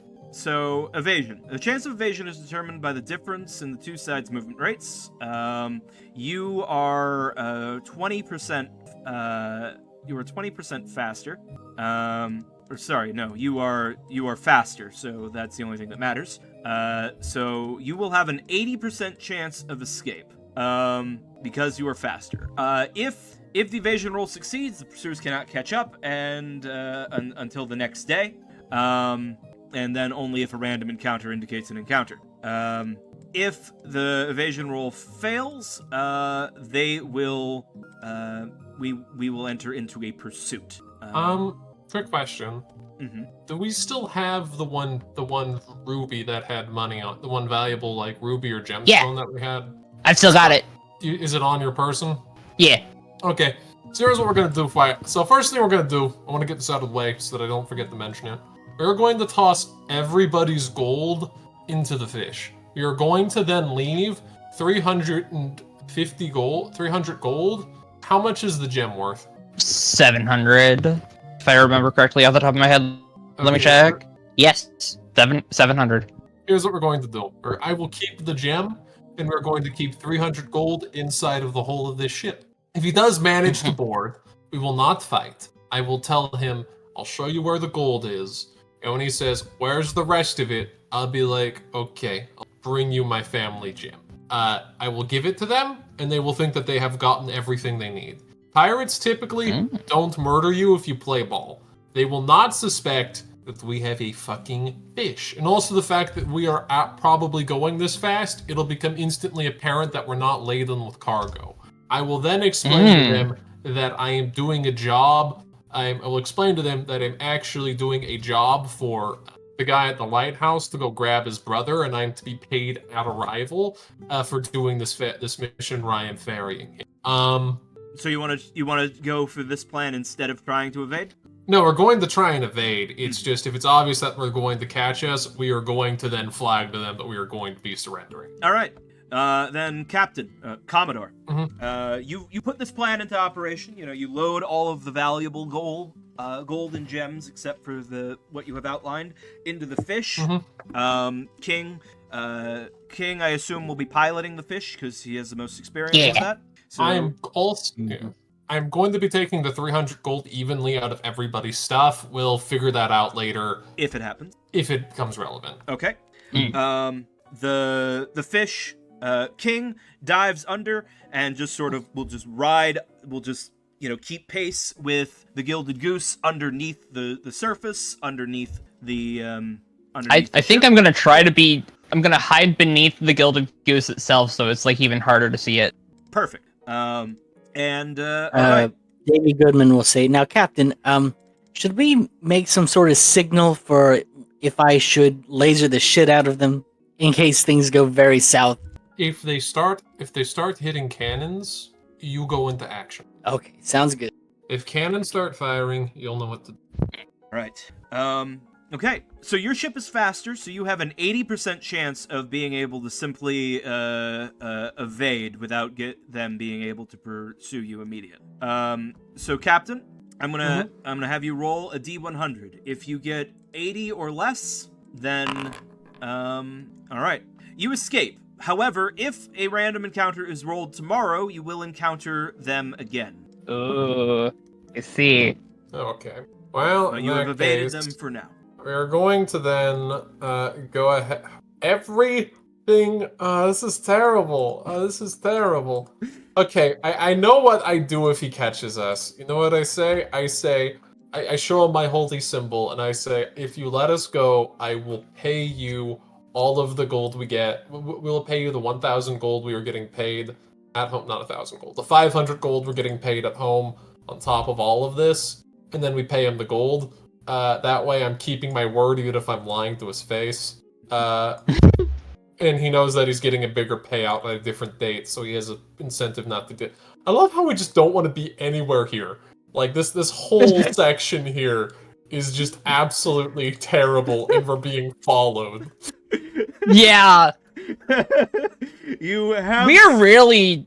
This is not good. you have sort of gotten yourselves into a little bit of a situation. But all right. Fucking pirates, the worst, right? God, I hate them. All pirates should die. Especially. Anyways, we're gonna go ahead and I guess. Yeah, I suppose you do have additional movement speed today if you don't want to actually stop here.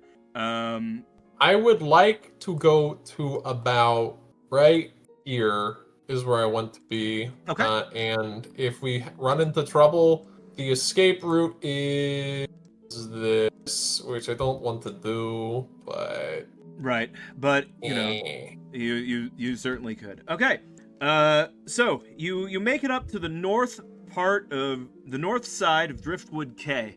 Hopefully they assumed that you went off that way or went this way or some which way after they lost sight of you after you went over the horizon. But they are still in the general area, perhaps. The day will tick over. It is now the 1st of the month. Wake up, it's the 1st of the month. The crew demands pay. I inform them that they will be paid as soon as the pirate. I say to them all, okay, guys, you know, you're very, very clever asking for money at this point in time. Are you sure you want to have money on you when the pirates show up? They acknowledge that they Oh. can't actually use the money right now anyway, so they're fine waiting for now. However, they will expect to. You will have a problem if you return to port without paying them. By the way, the only people who know the plan with the gold are the people. Are the player characters. The player characters. Yeah. And maybe the Maybe retainers. KB's like, let me get out my super special mutiny dice. Oh man, I have such a Roll good. that daily. I have such a good fucking line of lies to say to these guys if they find me. Oh man, I'm so Alright. fucking slimy. Okay, so it is morning. You have the crew are willing to wait for their payday, as they kind of don't want to have to give it over to pirates immediately. Yeah. So they are waiting. It is morning time. Do you want to go ashore to Driftwood K now, while there are still the possibility of pirates? No, we wait. Okay. We see if they catch us. All right.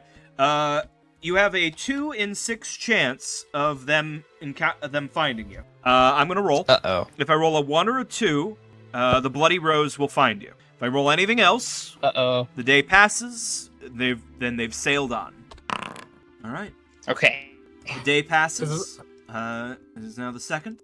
There's been no more sign of the Bloody Rose. They've sailed off somewhere else. Can I tell you guys what the fucking evil plan was? Of course. If they would have caught us, I would have immediately. As soon as it became obvious that we got in cannon range, we'd fly a white flag. Mm-hmm.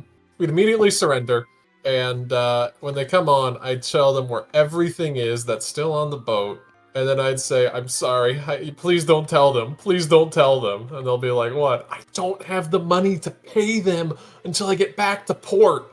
I'll be like, "Oh, it makes sense why he didn't want to pay us right now." And I'd be like, I'm new to this. I'm kind of just a washed-up guy. I'm just trying to figure out how to make cash out here, man. Do you have any fucking advice? Just a little silly little guy. Can I join you? You seem to have it a lot better together. Can I join you? Can I ditch these guys? And then when the crew are like, wait, we're not getting paid until we get back to fucking port. And then I tell them, if you don't tell the crew, I'll make an agreement to pay you all the money we get back in port, okay? All of it. Okay? All right. Just spare my life. I swear this is not the most elaborate mutiny fetish ever. I swear I don't want this. And hear me out. And hear me out. What I'm hoping, what I'm banking on, is that they like me too much from all of my good shit to be like, yeah, we'll wait until we get back to port to get paid. Yeah. Can't be simulated that the crew wants to kill me. They have to actually believe they want to kill me. It's the only way I can get. It's the only way this plan will work. Okay, don't tell me that wasn't a good elaborate scheme though. I'm kind of sad I didn't get. This to do is it. so elaborate. Okay. Once the pirates are gone, everybody gets their pay. I'll just go ahead. I'll go to my inventory. Sorry, the Gilded Goose's inventory. Go ahead and nix off the, what is it, 250? Well, you did dock 3 sailors 1 gold piece from the damages from the fire. That is true. They have to in live my with note. that. That is in my notes. So you will save 3 gold by docking the pay of some of your crew. I mean, on like Imperial Navy ships, they'd have been keel hauled. So, minus 250 plus the 3 you docked, so you'll have 804 left in Sarko's money. okay. All right. Anyways, I'm then going to ask the crew to vote on who they think was the bravest crew member of this entire month. And he is then going to get the 3 guys' pay. He's getting 3 gold. All right. Well, then I will subtract out the other 3 gold. Jazzy Jeff, of course. Yes, obviously it's Obviously it's Jazzy Jeff, Keeping the morale up. who's been taken, who's done such a good job of taking to being, the second shift fish pilot. Yeah. He's really he really could make that thing sing, right through the water. We don't know where he got his Ray-Ban sunglasses, and we don't care. I don't know where Armando got those, but they really look good on him. you know, he's such a brave dude. Anyways, yeah, we're gonna go ahead and take landing on Driftwood Cay finally. All right. Driftwood Cay is an island consumed by murky water and dense trees. It almost looks more like a raft of woven roots and branches than an island of solid earth. There's so much twisted up nature. We're here on this hex. You do not know where you might find any of the individuals you're looking to find here, or what you may find. But yes. You will find something. Certainly. Well, you can move 2 hexes each day on foot. Where will you be moving to? What is your first destination? Let's think. My thought is that we just go ahead inward towards the core of the island here. Yeah, it's a good idea. I second the motion. So this point I say, of course it's a good idea. I came up with it. I don't say that, I'm not a cunt. I should though, anyways. I wish I could. I wish I was that much of a piece of shit. I've only been at this for 1 week, and I have a fish submarine. I'm God. I've been at this for a month, and this has been a very profitable venture for like a month of just fucking around. Man, I have more. I can tell the people back there that I pissed off a fucking Cyclops. They're like, prove it. I'll show them the ship. They're like, is that a fucking submersible fish? And I'm like, yeah, crazy, right? Get on my level. I'm tech levels ahead of all y'all.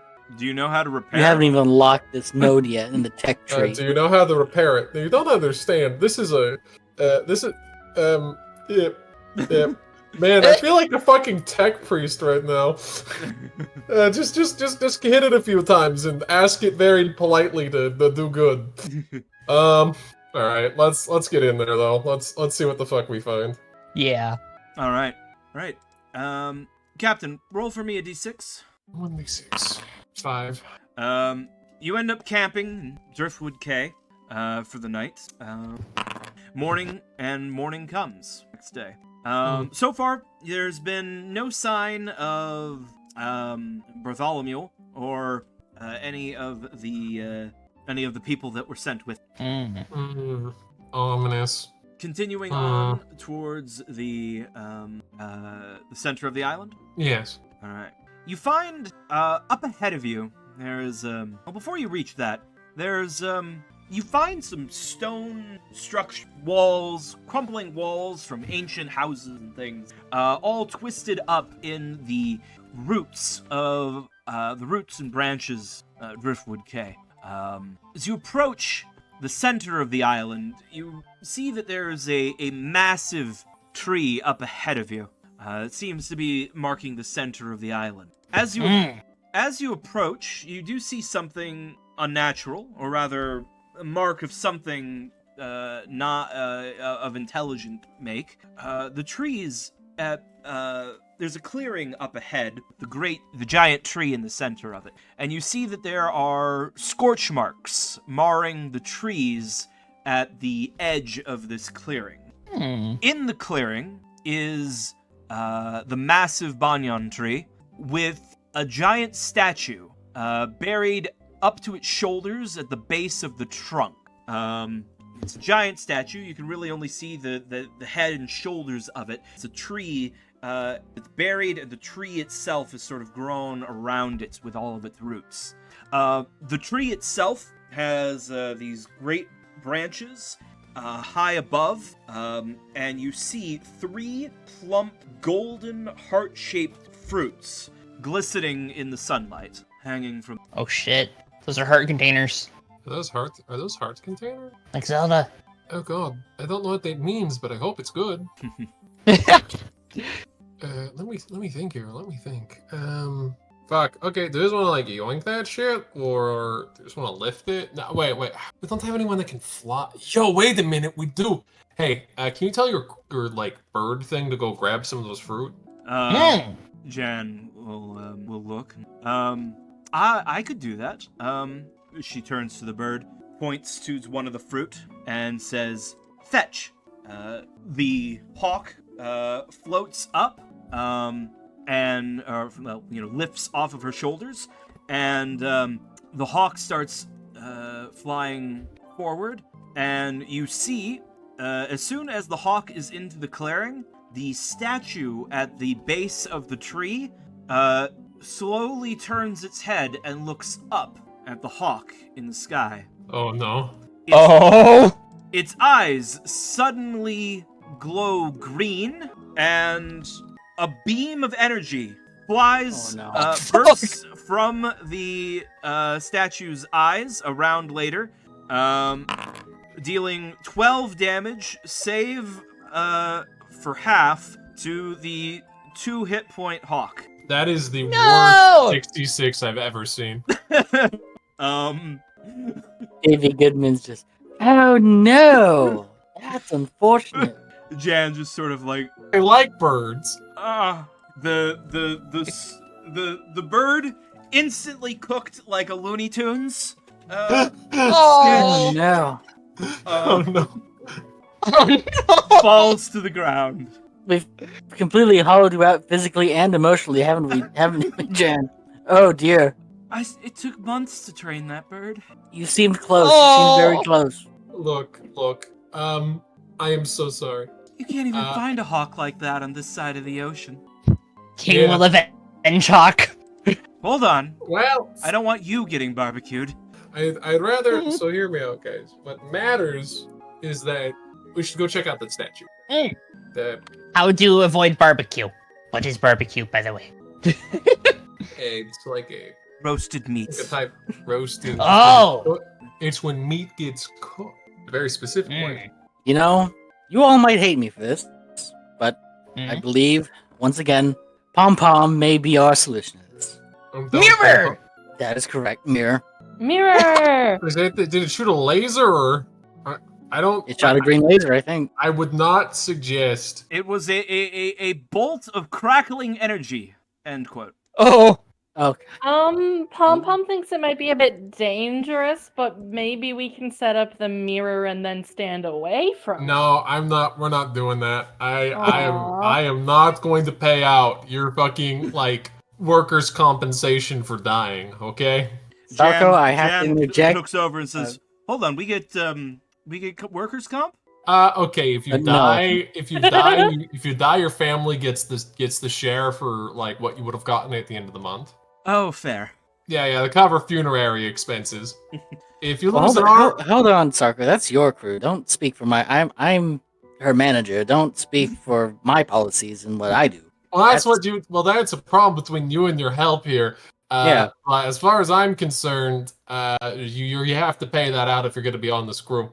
Mulray and Jan turn to Captain, then to Captain Goodman and say, "So he pays his people get like life insurance. What about that?" What happened to not talking about each other's salaries and bonuses on this ship? I don't think This is an extreme faux pas. We don't do that. Mullery, We don't do this. Mullery, do you want to know why people flock to me for assistance and see me as a radiant beam of trustworthiness? Because I don't try to go behind people's backs and screw them. I feel like if you just had a nice conversation with your help here and, let them understand the full terms of their employment and tried to make them co-workers, even if you're above them, I feel like you would find this to be a far more enjoyable experience and a far more healthy work environment for everybody involved. Captain, we're gonna have a discussion with okay. benefits when we get back to town. I guess we have a bereavement policy now that the cat is out of the bag. I guess, but we will have a meeting about this. Oh, please do. Please do. Oh, man. I hope you enjoy fucking Sarko over here being an absolute shitter. I think meanwhile, King is going to just take out his slingshot and just kind of like consider whether or not he should shoot a sling stone at the statue.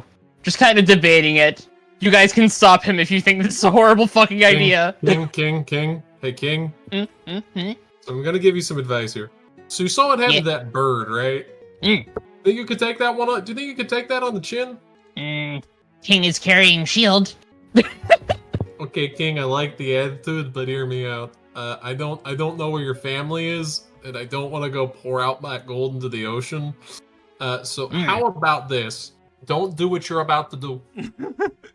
It's an easy, safe way to live your life, and that's not ending it prematurely. Yes, understood. Understood, Commodore. Yes. Yes, Commodore. Commodore. Thank you. Mm-hmm. Oh man, I'm really curious about the fucking statue though. Goddamn. Oh my god. I didn't expect to be a fucking shitter like this, but it just worked out this way. That's my life now. So Now, this may cost us a tick on the Power Stone, but we could shoot at it with our own laser.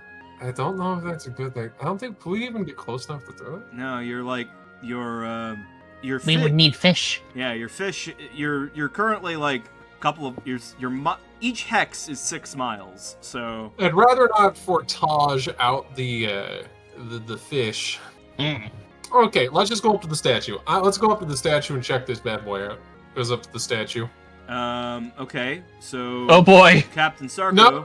No, I'm not. Let me think. No take backsies. You're committed. I am going to toss a rock in ahead of me, and then go up to collect the rock. And I am going to keep doing this to try and ping its motion senses. Okay. Like a suitably big branch with a lot of leaves on it. All right, so you throw like a big branch with a bunch of leaves on it into the clearing. As it sails through the air, you see the statue's head slowly sort of turn and then follow it, and then look at it. But as the branch lands and stops moving, or like as it's soaring through the air, the eyes glow as it sort of like follows the movement. But then when the branch stops moving, the head stops, still looking at it as if, locking eyes on where it last saw movement. The eyes do not fire. Oh, I see. Okay. Okay, so it is motion activated, and I don't want to fuck with that. Okay, guys, let's all just not. I think that we can just not do this. Thoughts? King agree with Commodore. Well, now I feel like we're a little obliged to avenge the bird now. I feel because of my guilt. So we got that going. I mean, okay, so hear me out. I'm gonna add this to my list of stuff. Sarko pulls out his like paper with a bunch of stuff on it. Avenge the bird. kill the statue. Dethrone your bastard dad. Okay. Anyways. Anyway, yeah, he was a piece of shit. I left my mom when I was like a little wee lad. Man, if I ever see the guy, I'm gonna fucking murder him. Yeah. I have King will help. I have added the laser eye statue with the magic fruit to the map. Mm-hmm. Oh, hell yeah. Anyways, yeah, let's go ahead and just look for that fucking random bookworm guy. Let's just go. Sad face. I'm sorry about the bird. We'll find you another bird. This tastes bitter. Do you think Bookworm Man became barbecue? Maybe. Well, we're obliged to find out either way. We get paid either way. Are we getting paid for this? I hope we're getting paid for this. I think I don't even know at this point. I think the guy wants us to do that, and I'd rather be okay. You have to understand. You want to be on terms with people who know shit because it's called networking. Yeah. Networking costs money and time, but it pays off in the long game. You see? Yeah. Yes. Catch many fish when network. Exactly. That's true. Somebody gets it. Plenty of fish in the sea when your net works. Sarko's eyes twitch. They seem to buy this even though it's not the explanation he intended. This is a poster in the crew quarters next to King's bunk. Like a hang in there poster. I have to nod cleverly at this, like, yeah, I know what you're saying for the rest of my life. You're so clever, King. Thank you. Anyways, You are welcome. Thumbs up. Let's keep looking. Let's just keep fucking looking. Just keep looking. Everything's fine, Sarko. You're the smartest person to ever live, and everybody knows it. Just don't. Everybody is wrong, and I am right, and I know the truth more than anybody else. I am enlightened, and they are all fools. Anyways, let's go. Don't be out motivation speeched by a lizard. A giant something lizard. I have to live with the curse. I have to live with the curse of being the only person that understands business concepts in this fucking ship. I understand that capitalism is just barely starting to take off, but y'all don't gotta fucking learn up on your economic theory. Yeah.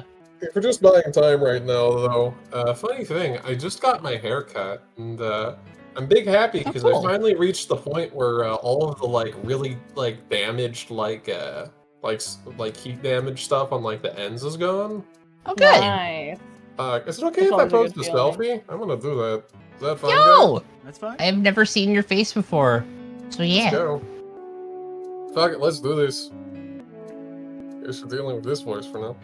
Let's bring this up. You see, if I change the voice, suddenly I'll be like, "Oh, wait there, yeah, no, I get what you're saying.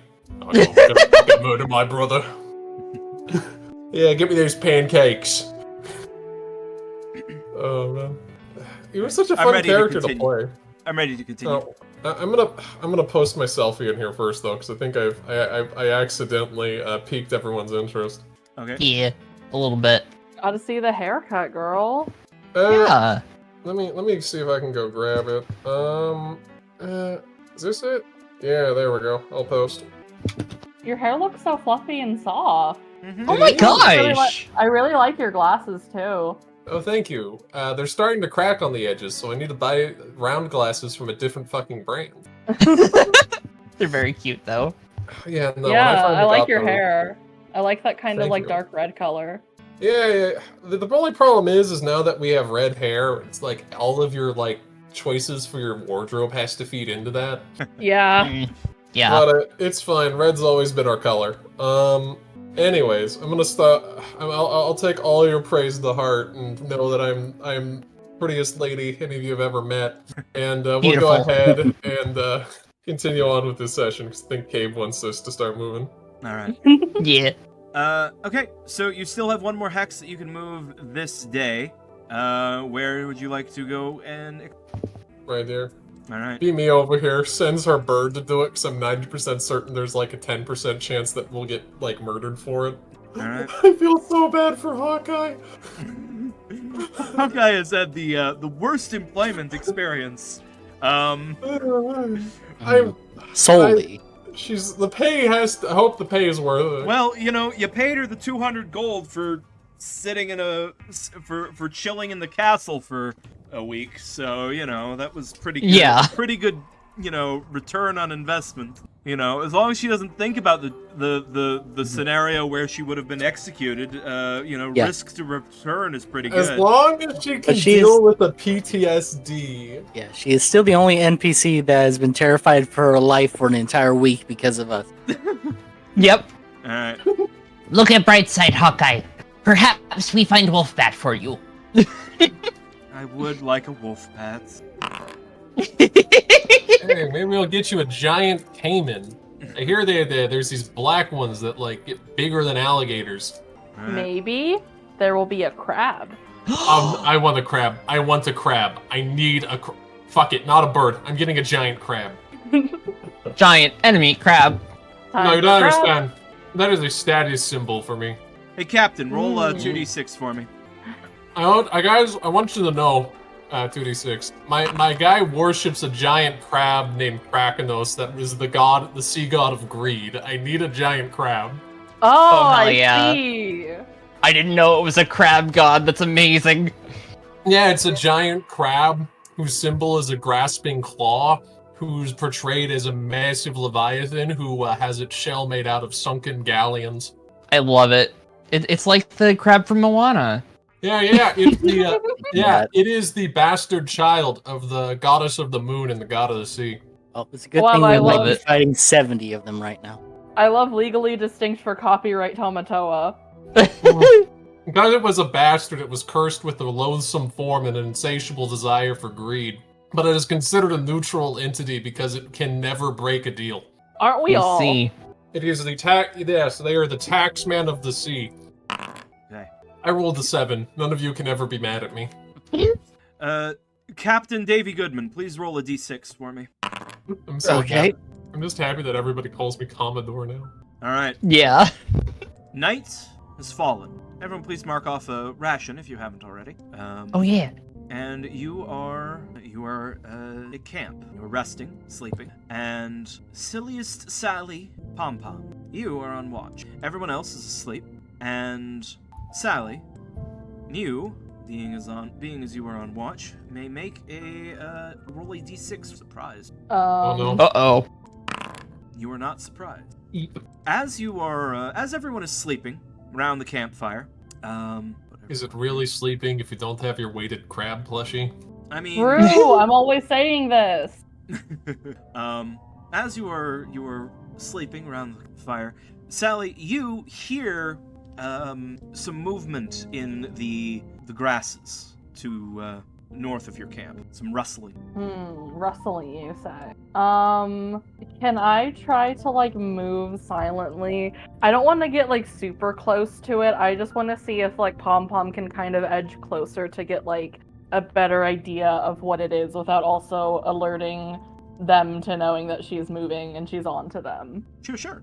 Pom Pom, you are naturally very, very light on your feet, and as you sort of silently or near silently step around the camp, you try and come at a different angle of whatever it is approaching, and you realize at first you think it's a pair of snakes, but then you realize no, it's not snakes at all. It's literally just the vines of the island itself crawling slowly and patiently towards the sleeping bodies of your companion. Oh no.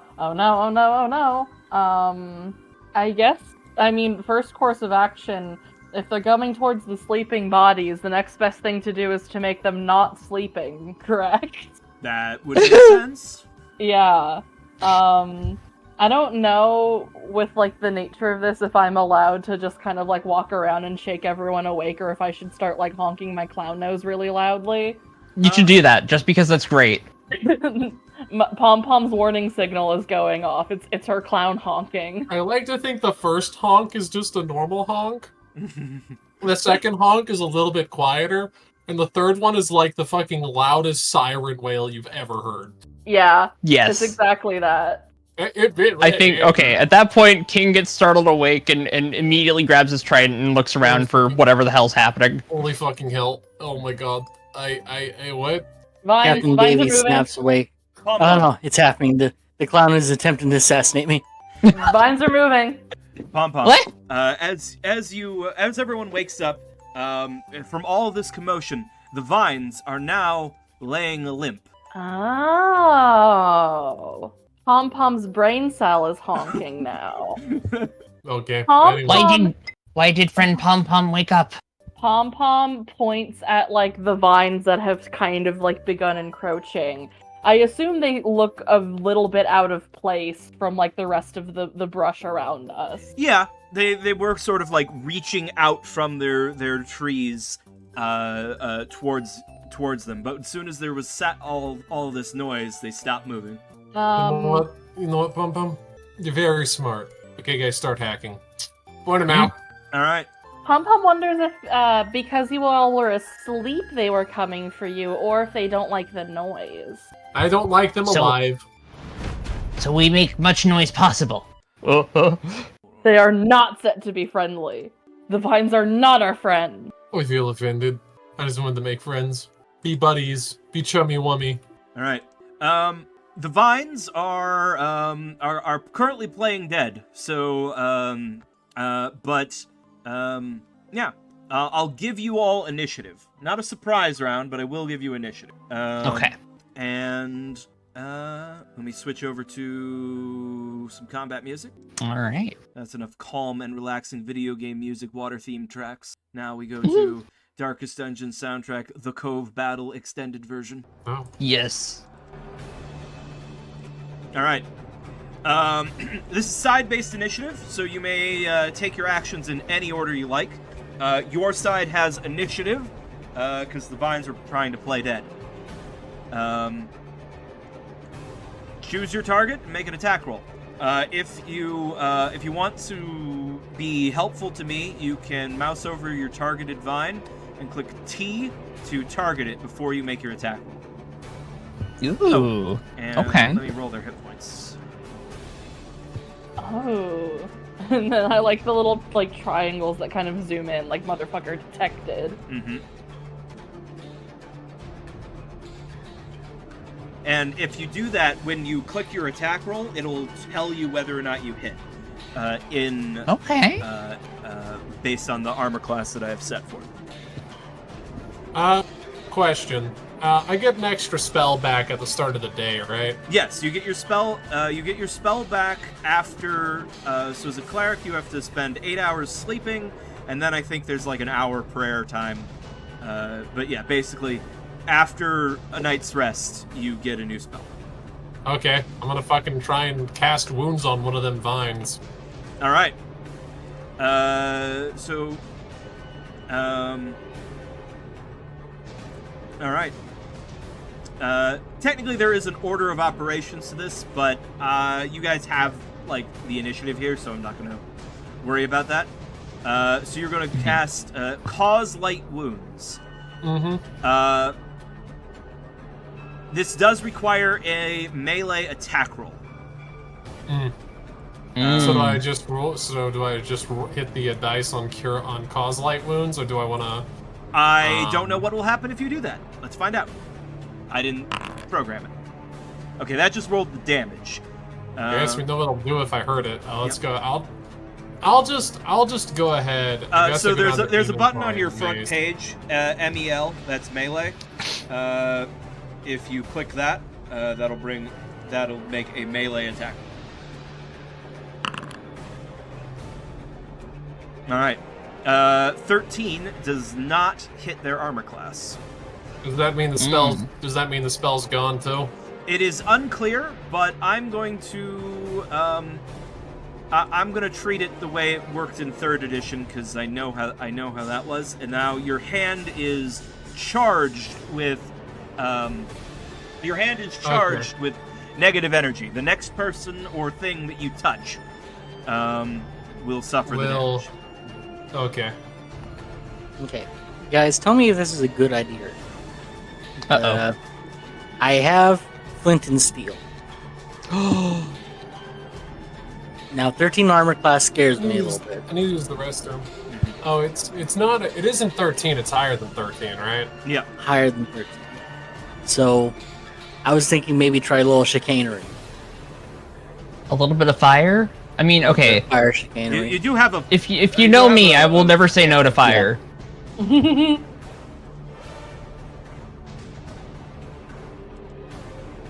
Okay, Goodman will take a stick and put it in the fire and prod the killer vine with the fire to try to attempt to catch it on fire and keep it away from the camp. All right. Yeah. All right, Davey, you stick a stick in the fire, getting it all hot, and then run forward and make a melee attack.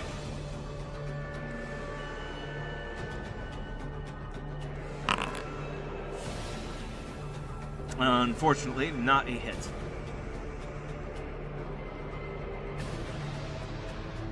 All right. Jan is just going to keep back and fire her sling at one of the creatures, one of the plants. A 9 misses. So, I don't personally think that using my trident would do much to a plant. But I've got 6 torches. Can I just light a torch in the campfire and just, try and bop one of the vines? Absolutely. Okay. So I will mark down a use of a torch, and I will just do a melee attack against this vine right here. So, what button do I hit for this? Should I just use the macro for my trident or the warhammer or something? Just click the click the button on your front page that says MEL. That's your melee. Ah, yeah. Yeah, that's just your generic melee attack bonus. That's your +2 from strength and +0 from your level. Whoa! All right, 18. So now I'm gonna figure out your figure out your damage. I think using a torch. I'll count a torch as a club, but I'll give you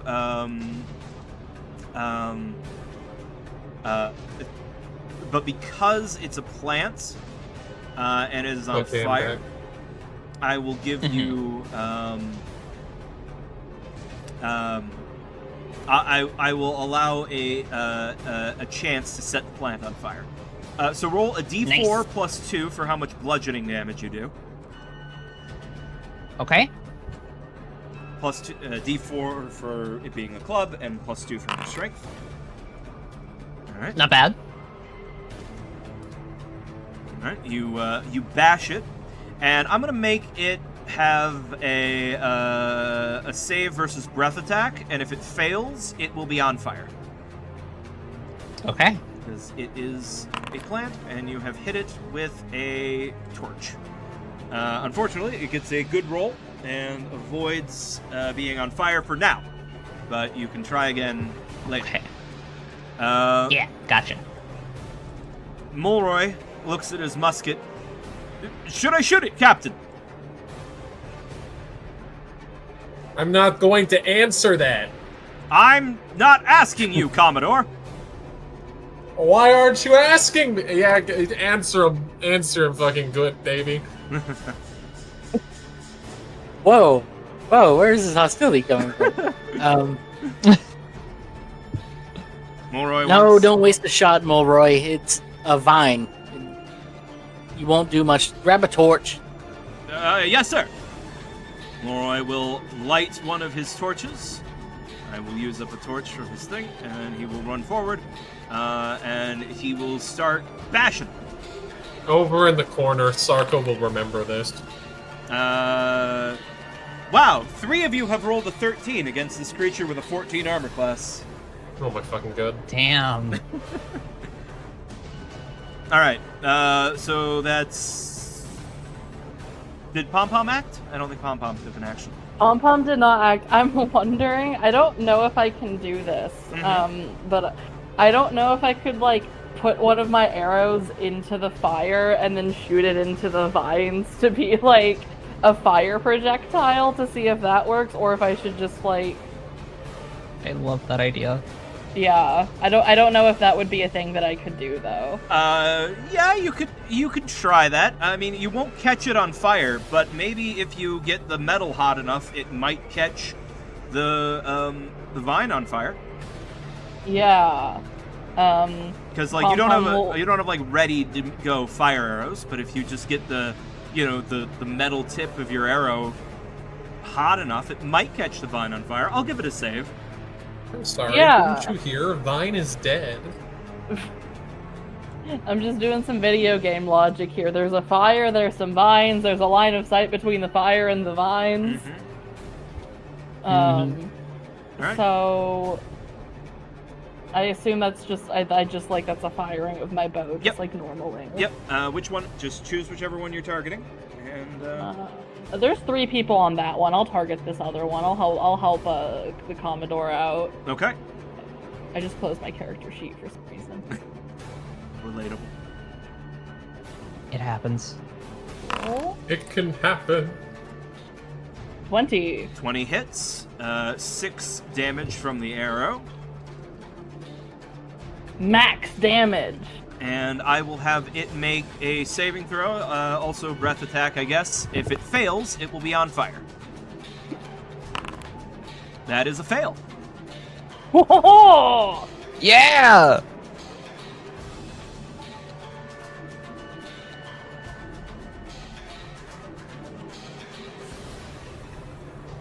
All right.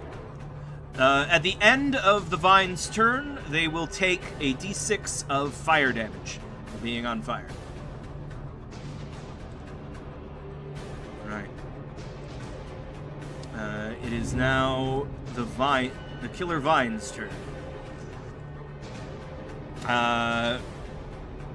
Let's see. King, you bashed this one with a torch, so it is going to attempt to grab you. Uh-oh. Attack fails. Aha! Rolled an 8 to hit. Vine cannot grab me. Sarko, the burning vine is going to attempt to grab you.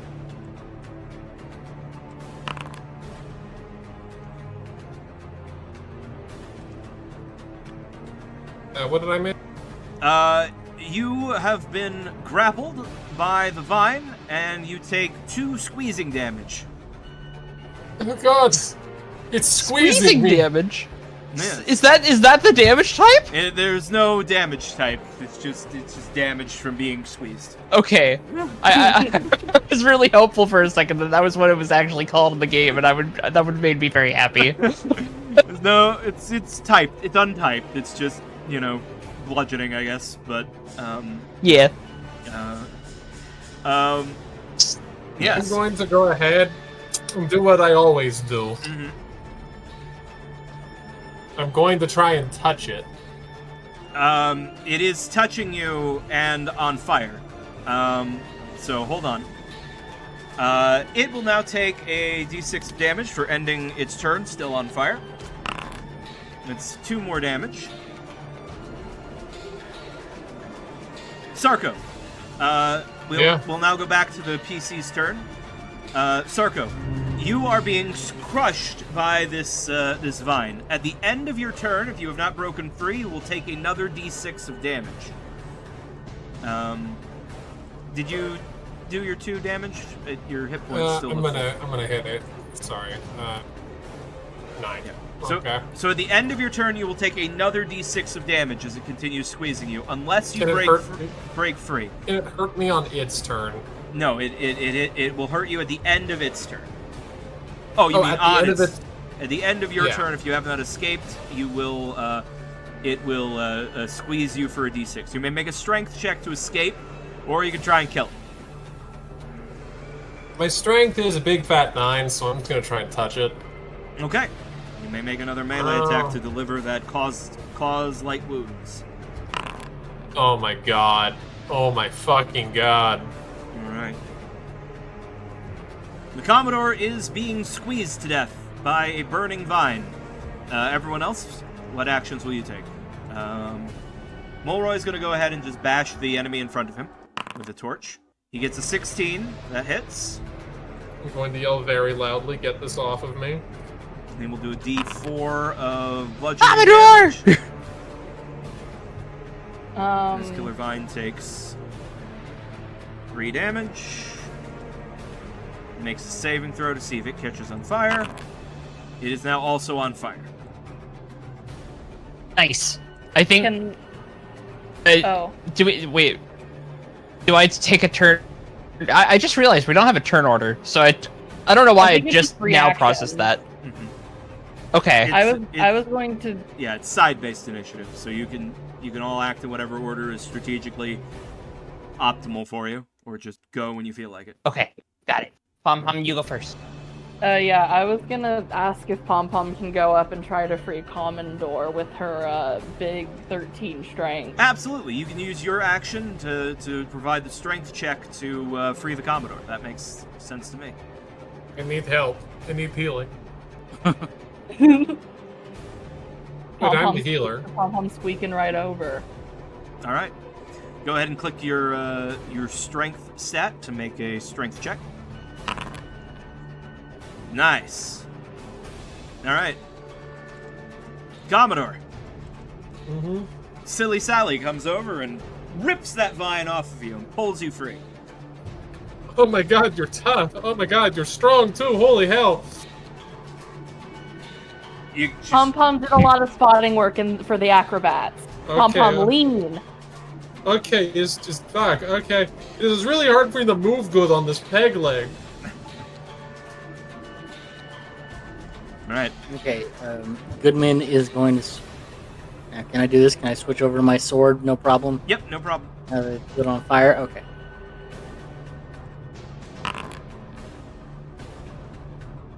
Oh no! AC of 6. Its AC is higher than that. All right. Oh. Jan, I guess, will fire her sling at it again. Miss. King. I think. Yeah, I'm gonna change targets. Go to the other vine, and this time I'm actually just gonna use my trident because it's already on fire. All right. Drop the you drop the torch and pull out the +1 trident. Yeah. Here we go. Big hit. All right. Yeah. You sever some of the vines with the red gold trident, but not enough to stop the vines totally. Now the vine's turn. The killer vine lunges at King, attempting to grab him now. 5 will miss. Oh yeah. The killer vine will then go for Molroy, who has struck it with a torch. A 3 will miss. And will then take a d6 of damage each at the end of their turn. Left, right. That's it. Duck and weave, Mulroy.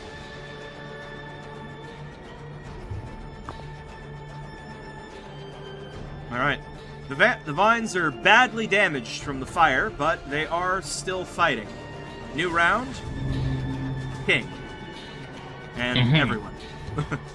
I'm going to slap this bitch. All right. Yarg.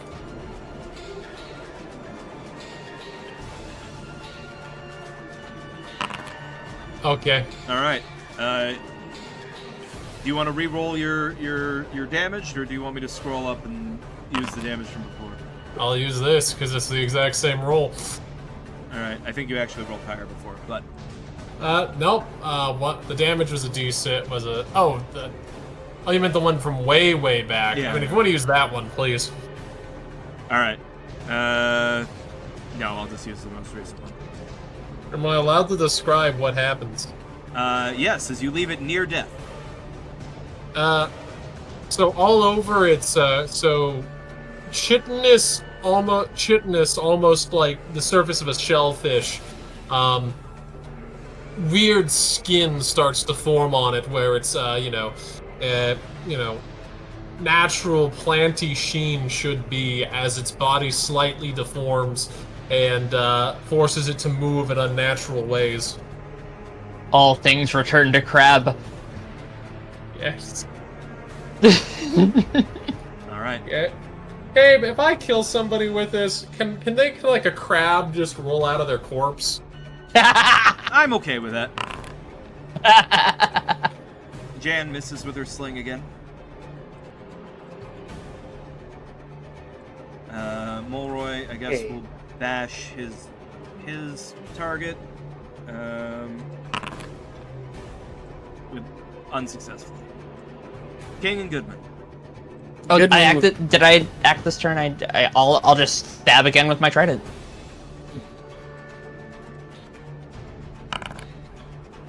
12 misses. Goodman will take a step back and shoot and say, do what I say, not what I do. Mulroy looks at you with like, I could have been standing way over there and shooting it with my musket. But no, now I'm here being entangled by a killer vine. All part of the plan, Mulroy. Well, the plan paid off. That is a dead vine.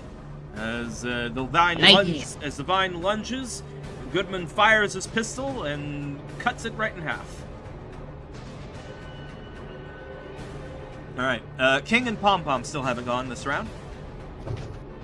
No, I did. I used my trident and it failed.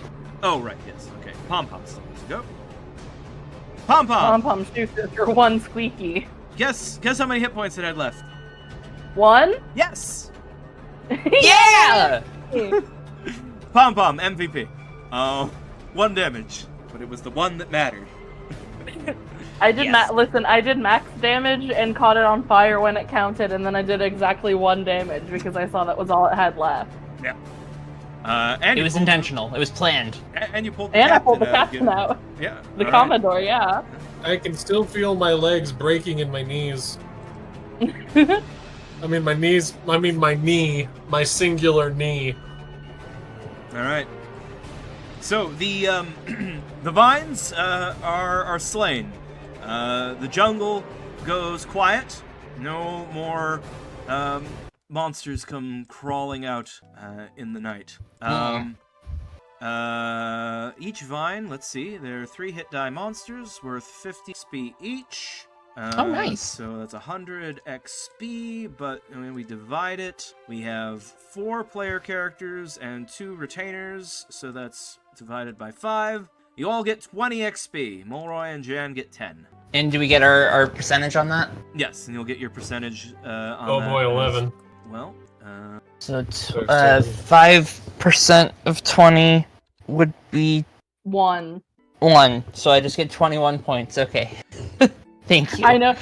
Listen, anytime we get experience, as long as it's the same number, I should be able to tell you what yours is because mine's plus 10%, so I just have whatever mine is. Oh, you're so smart.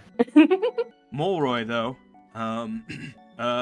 Mulroy charges with magic as he advances to level 2. The level up sound effect. Oh, do-do-do. That's not actually what Dun happens. dun dun dun. Mulroy, you're evolving. Presses B. At least I think that. Let me check. Fighter. Oh no, sorry, he's 500 shy. I forgot. Fighters need 2,000 level up. I thought it was. Aw. I thought it was 1,500. Never mind. It's okay, Mulroy. You'll get there eventually. One day, around the time Goodman. One day, you'll evolve to the point where you too will get a fez, and then I will tearfully have to cut you down because there can only be one. Oh yeah, Mulroy should be level 2 when Goodman is level 3, because that's exactly half as much. Nothing fills me with joy like Terry's dialogue, by the way. All right. Oh man. All right. You always come up with the best characters. So Carries especially. When I wake up in the morning, do I get HP back? Yes. So that's what I was about to talk about. Oh, I'm sorry. So you're you go back to bed for the rest of the night, continuing your watches, kind of burn up the rest of these plants. After a night of rest, you are able to restore your spell slot. It is unconsumed. And let's see, natural healing. full day of complete rest. This was not a full day of rest. The night sleep. Yes. So you'll get 1 hit point. Okay, well, if nighttime rolls around in the afternoon, I'm just gonna slap myself for more healing. But you know. You can absolutely. But yeah. All right. It is now morning. Where would you like to go? Are you gonna head towards the beach, or do you want to head back to the ship? Let's start. My advice is this. We go down to here, and then we start circling the beach. Good idea. All right. Because the way I would do this is come along like that, and then just start the beach. Because this is like, whatever. Okay. Gotcha. All right. First day, uneventful. But on the second day, as you are coming around this way, coming back around the north side, you see something unusual here on the north side of this beach. You see a figure, human-shaped, but small, kind of like a large doll-sized object, humanoid in shape, but made of a collection of sticks and topped with a painted coconut for a face. Wilson? This figure moves as if it were alive. You watch. Oh. You watch as this collection of sticks and a coconut head runs towards the ocean, jumps into the water, and then gets washed back on shore by a wave. It then stands, pulls the seaweed off of itself, and repeats this process. What? Oh boy, man-made horrors beyond my comprehension. I love when that's on the menu. Well, I don't want to shoot it, but it scares me. What do y'all want to do? Talk? Talk to it? Okay, let's do it. All right, let's talk. Leave suspense fully. I trust the clown. All right. Well, I think talking to the Coconut Man will be a great place for us to pick up next time. Exactly. Good idea. So that is where we will end things for this week. Question: Where do I level up a second time as a? Where do I level up to level 3 as a cleric? 3,000. Damn. Okay, I just need 500. Basically, need 550 more. Sorry, 450 more. Oh man, I'm gonna be a big spellcastery friend. Yes, you'll have 2 spells per day then. I'm just gonna be. Honestly, I'm just gonna be a heal bot. That's all I need. I really should just be a heal bot that sort of tanks. Mm-hmm. That's okay. Oh man, We kind of need that. It's like I'm playing Carmine again. Yeah. Carmine only tanked. All right. But yeah, I'm gonna go ahead and stop the recording here. Thank you all for watching. Thank you all for playing. And Yeah. check out my Is that other good? channels and the links in the description if you have been here the whole time. Yeah. Good night. Hi, everybody. Pretty well.